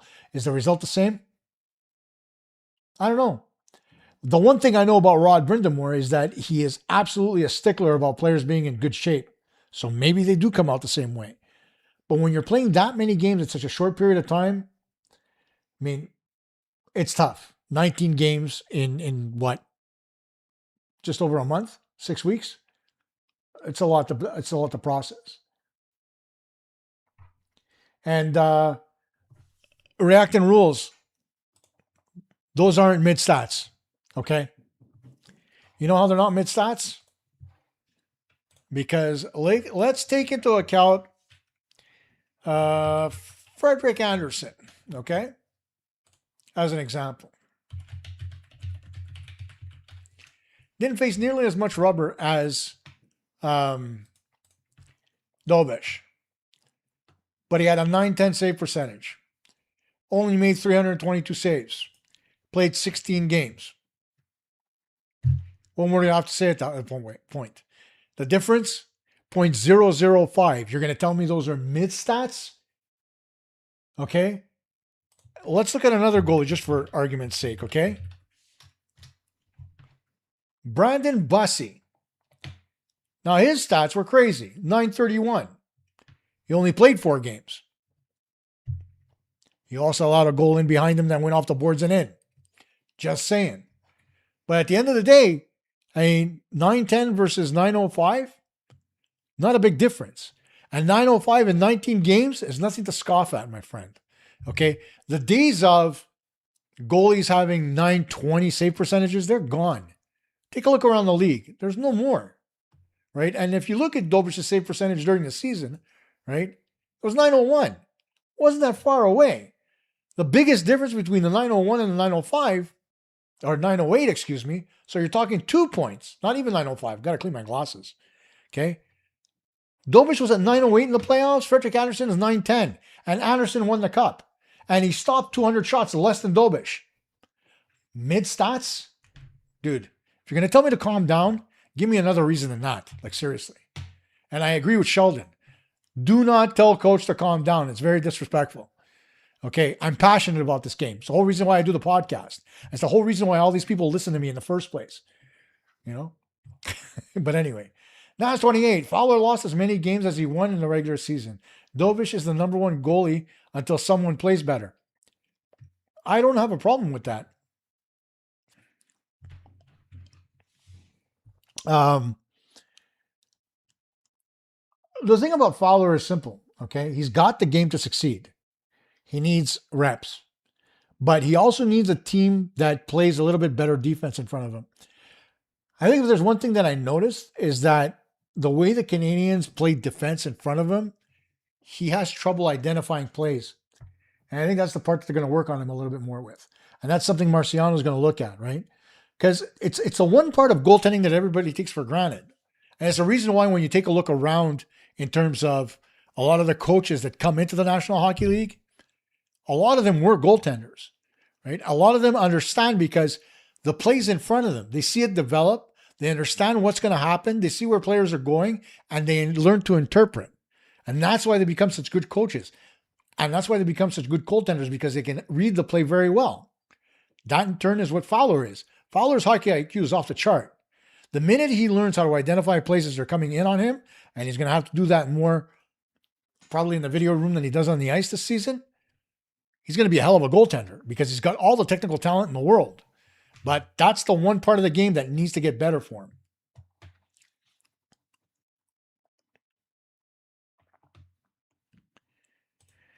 It's irrelevant to compare who, man. You're talking to me about somebody having middle stats. The Stanley Cup winning goaltender at a 910, our losing goaltender at a 908 save percentage. Okay? What do you mean opposite stats? Jeez. Last year, Festivus, 150 on the Habs winning the cup, 35-1. Jeez. That would have been a nice payday. Almost got there. Should have put it on the cup, them getting to the Eastern Conference final. Those are probably halfway there, 16-1. You would have made a couple of bucks at least. This year, I'm going to see what the odds of the Habs missing the playoffs are. I'm going to invest in the same brownie and a half. Not on missing. They're not missing the playoffs, man. Everybody reads too much into the acquisitions that teams make. Because if you remember last year, teams made changes last year too. And you know what happened? Nothing. The Canadiens still got better. It doesn't mean they're going to be a better team. Okay? It doesn't mean they're going to be a worse team. It doesn't mean that guys like the Bruins or the Sabres or the Ottawa Senators, who lost Brady Tkachuk, by the way, big thing about them, right? And Claude Giroux, another big thing for them, despite the fact that Giroux's an elder statesman.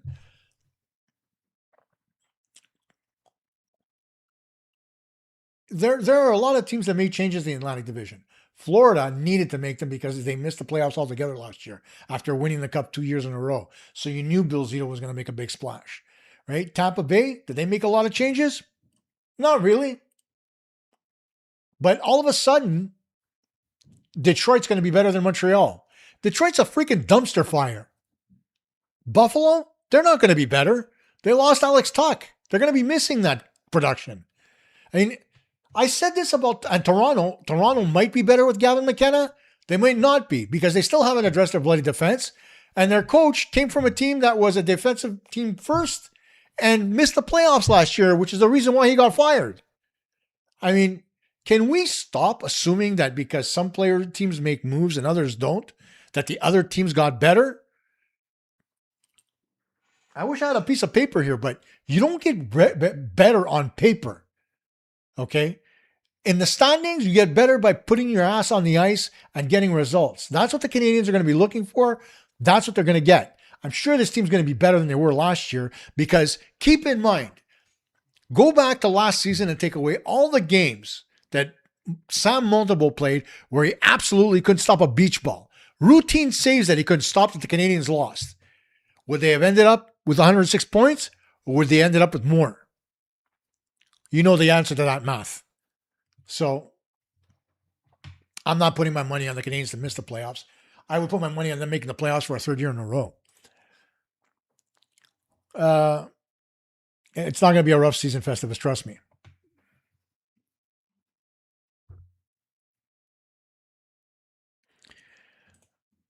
Deviator's right about that. Save percentage against in the playoffs isn't the same as the regular season percentage. When you play against all the teams who have different, you're talking about playing against top tier teams only in the playoffs. And when you get a 908 save percentage against only top tier teams, that's saying something. So I agree with you there, Deviator. Sheldon, Dobish is the number one goalie right now. I like both Dobish and Fowler. We are fortunate to have them both. Dobish is 25, Fowler is 21. We'll see in a few years. Listen, we do have Dobish for a few years. And just like Montembeault, Fowler's going to be there waiting in the wings in case Dobish falters. The bigger question is, what happens with Montembeault? And I said it, and everybody wanted to kill me for it. I honestly think that Fowler needs to play. In order for him to play, he's going to stay in the American Hockey League, and Montembeault is going to remain the goaltender as a backup with the Montreal Canadiens. Is he going to be there all season? Who knows? But ultimately, I honestly think that that's how it's going to play out until such time as they can get rid of him. And it's not going to take long. If the Canadiens are in a playoff position by, I would say, November, and Montembeault's playing relatively well, and he's, won a couple of games, and he's brought up his value, I'm pretty sure the Canadiens are going to be able to dump him and bring Fowler back up full time. But we'll see.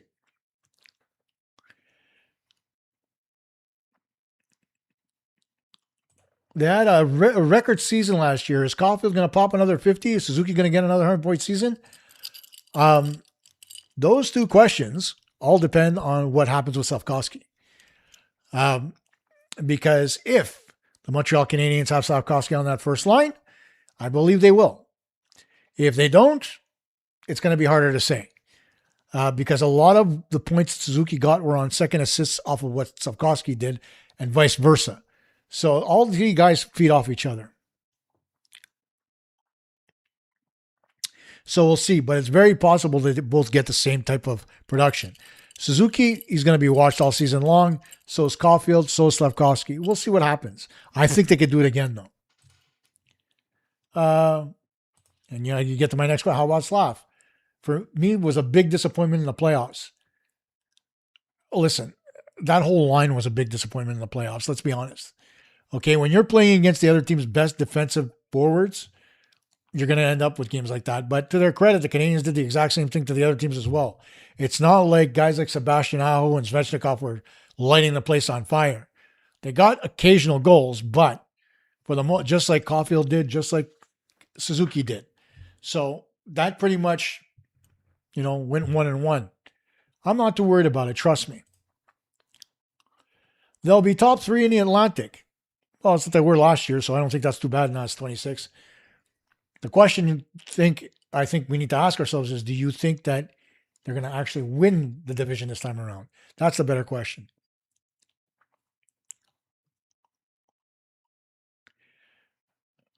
Hughes disappoints me. I'm surprised at that. I really am. I mean, you're talking about a guy who's rebuilt this team the way he has. He's been looking all summer for additions to this team, right? It's not as if he hasn't been working. Okay. And what happened? Well, there weren't a lot of other teams that wanted to dance with him. And that's part of the problem when your team gets better. You're immediately eliminating 7 other teams in your own division who want to trade with you, right? Then you're also eliminating the other teams in the Eastern Conference because they want to get to the playoffs and you're in their way. So what happens? Well, you start looking at the Western Conference. How many great players are coming out of the Western Conference? How many are available? Not that many. So to be disappointed in Kent Hughes is to not understand being a GM. You got to understand that you got to take the good with the bad. Does it mean he's done? I guarantee you he's still on the phone talking to people.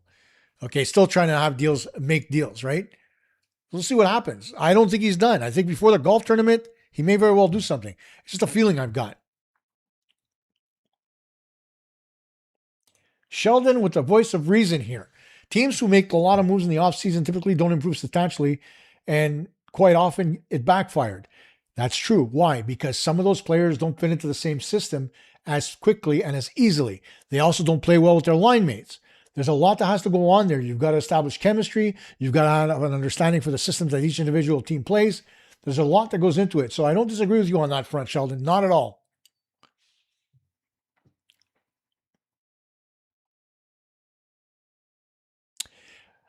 Reacting rules with a good point here. Without those games Montembeault played, we wouldn't have had a goalie swap, and Dobish had an awful start of the season as well. We ended up with 106 points, but we could have been worse or better. That's a very good point. That's very fair. Granted, I wanted Eric Raymond out of here last July before they even dropped the puck on the last season. But that's an excellent point. And that's the whole reason why Dobish had the awful start as well. One of the things that led to Eric Raymond's firing was the fact that Dobish under Marciano got better, right? There was a certain point where Marco Marciano was asked to come up and help with the goaltenders while Eric Raymond was still there. Raymond should have seen the writing on the wall at that point. And you saw how those next few games, Montembeault got better right away. So I don't disagree with you on that though at all. On the topic of next season coming from Katie, if Jacky gets traded, which I don't think he will, where's our muscle coming to protect skill players? They started drafting bigger guys, but Gleb aren't coming right away. Well, there's always Florian. So I wouldn't be surprised if that were the case. But again, I don't think Jacky is going anywhere. And that being said, right, you do have other guys that are tough. You've got Anderson. You've got Jaden Struble. You've got Caden Gooley. There are guys that are tough. So let's not say that it's only Jacky. But I understand what you mean. I don't want him to go anywhere, honestly. Festivus. They're so soft and small. Why Tessier and Danault that $8 million IMO? That's $8 million IMO. Could have spent much better. Look, you're not wrong about Tessier. I think Tessier was more of a, honestly, I don't know how to explain Tessier. That signing really boggles the mind. I wish somebody would ask the question. I know they signed him because he's got skill, but that's pretty much all he's got. He's got no brains. He doesn't know where to be on the ice. He can't play defensively, and he can't throw a body check for his life. In terms of Danault, they traded for Danault for one very simple reason. They needed a left-handed center, and they needed somebody who could win faceoffs on a regular basis. They got that in Danault. I don't have a problem with Danault coming in. Danault didn't get that lost contract from the Canadiens. They went out and they got him because there was a very specific need that they needed, and they went out and got it. Simple as that. You can't really equate the amount of money that he signed somewhere else to the role that he took on with the Canadiens. And keep in mind, right, he was a lot better offensively with Montreal than he was with LA, just as an example as well. His trades are not horrible. How's Doc, Newhook, Bolduc, and Dobson? Okay. Let me go through them one by one. Doc, yeah, because of the injuries. It's kind of... this was at the beginning of the rebuild. So to turn around and say that Doc, whatever, is another story altogether. Newhook, you have a problem with a guy that scores in Game 7 in the playoffs and a guy who was having a career year before he got injured? I pumped the brakes on that trade. Zach Bolduc, I keep clicking on it for some reason. He's going to get better. Okay.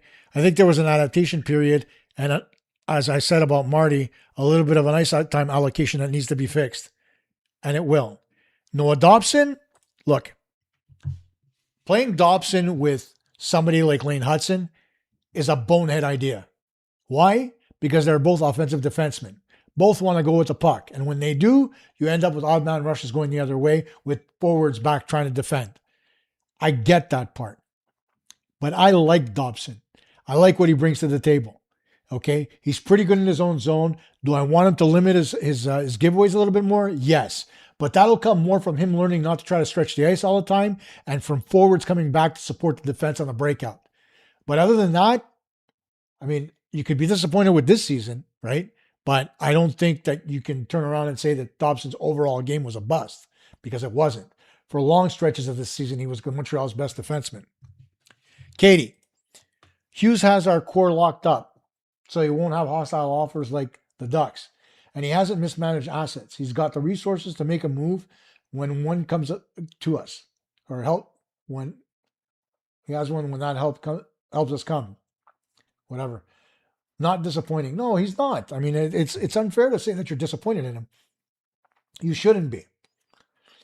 Joe the Snoop, not chasing players when the other teams have done so will most likely help the Habs in the long run.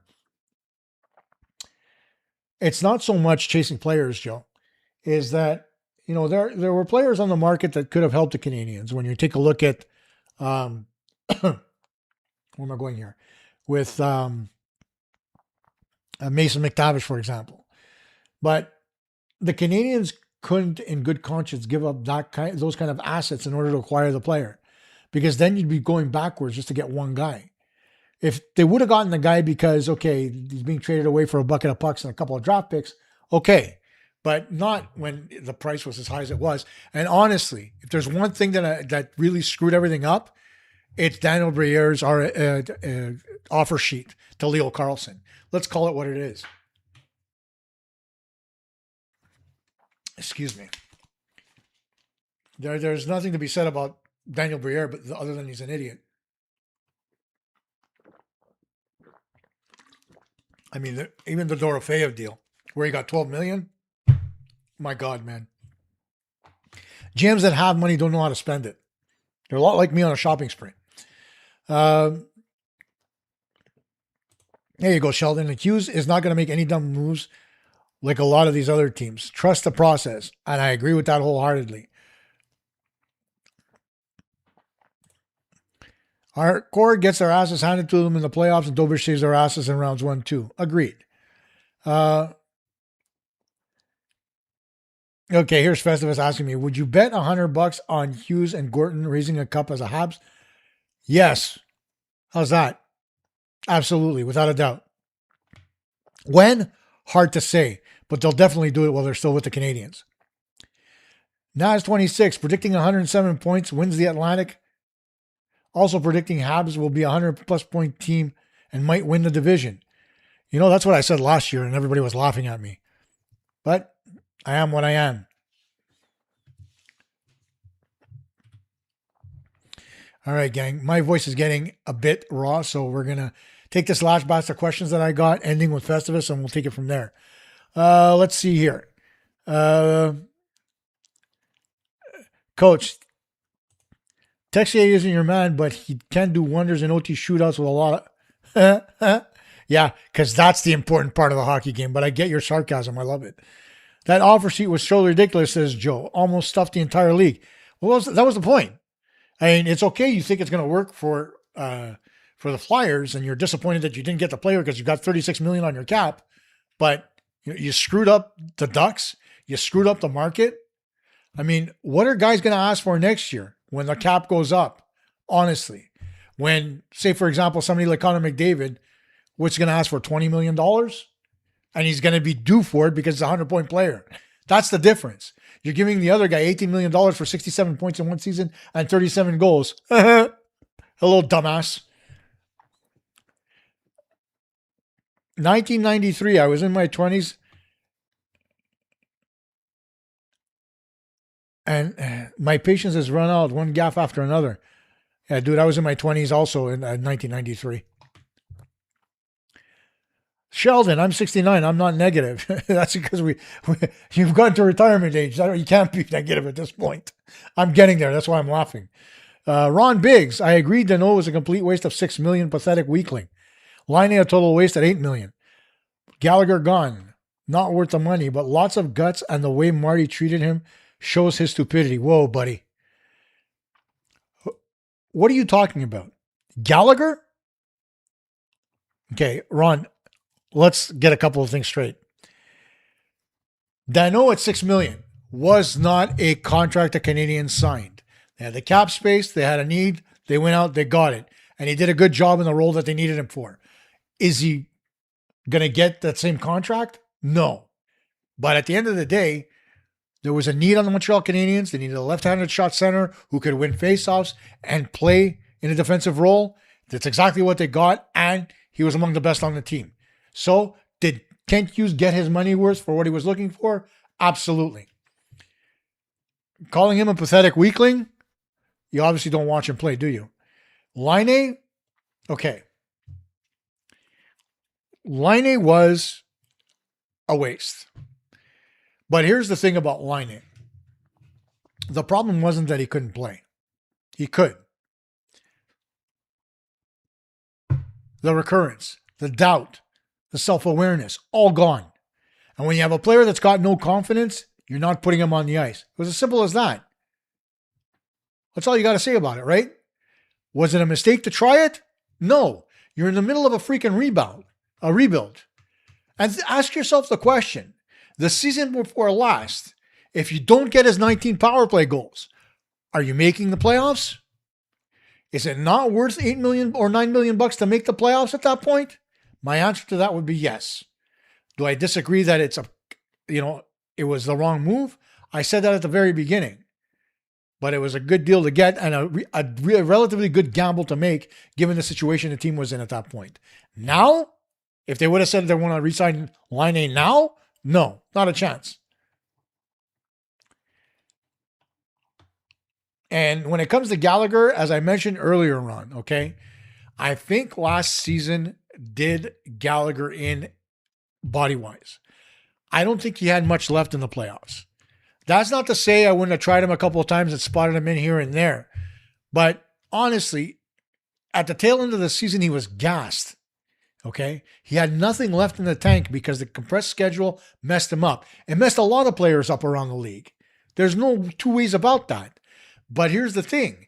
Certain players at the upper echelon want to go to the Olympics. So the guys that aren't going to go are going to end up paying the price because those are the guys who are older, a little bit longer in the tooth, and end up getting tired a hell of a lot more faster and wearing out faster because of the compressed schedule. If Gallagher played more of a finesse game and wasn't as physical, maybe, just maybe, the situation would be different. But the type of game that he plays, the mileage that he puts on his body, he didn't have time to recuperate. So, was it wrong? From a historical perspective, yes, because Gallagher deserved more respect than that. But from a practicality perspective, it's hard to say without being in the room with the physiotherapist and the doctor, right? And finally, let me get through here. Let me refresh one more time. Let's see what we got.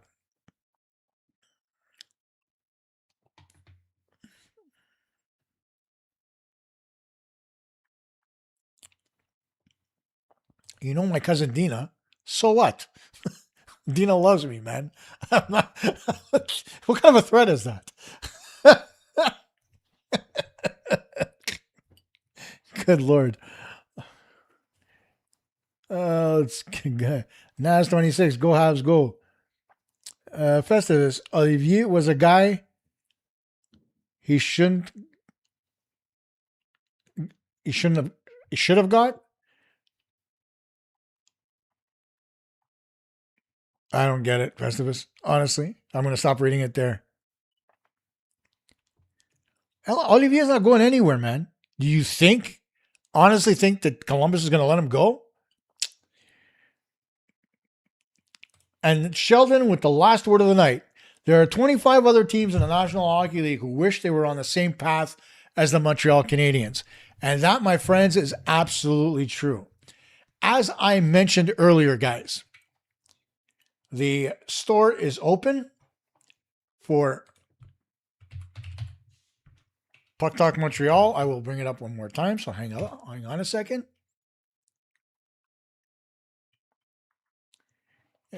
Hopefully this still works.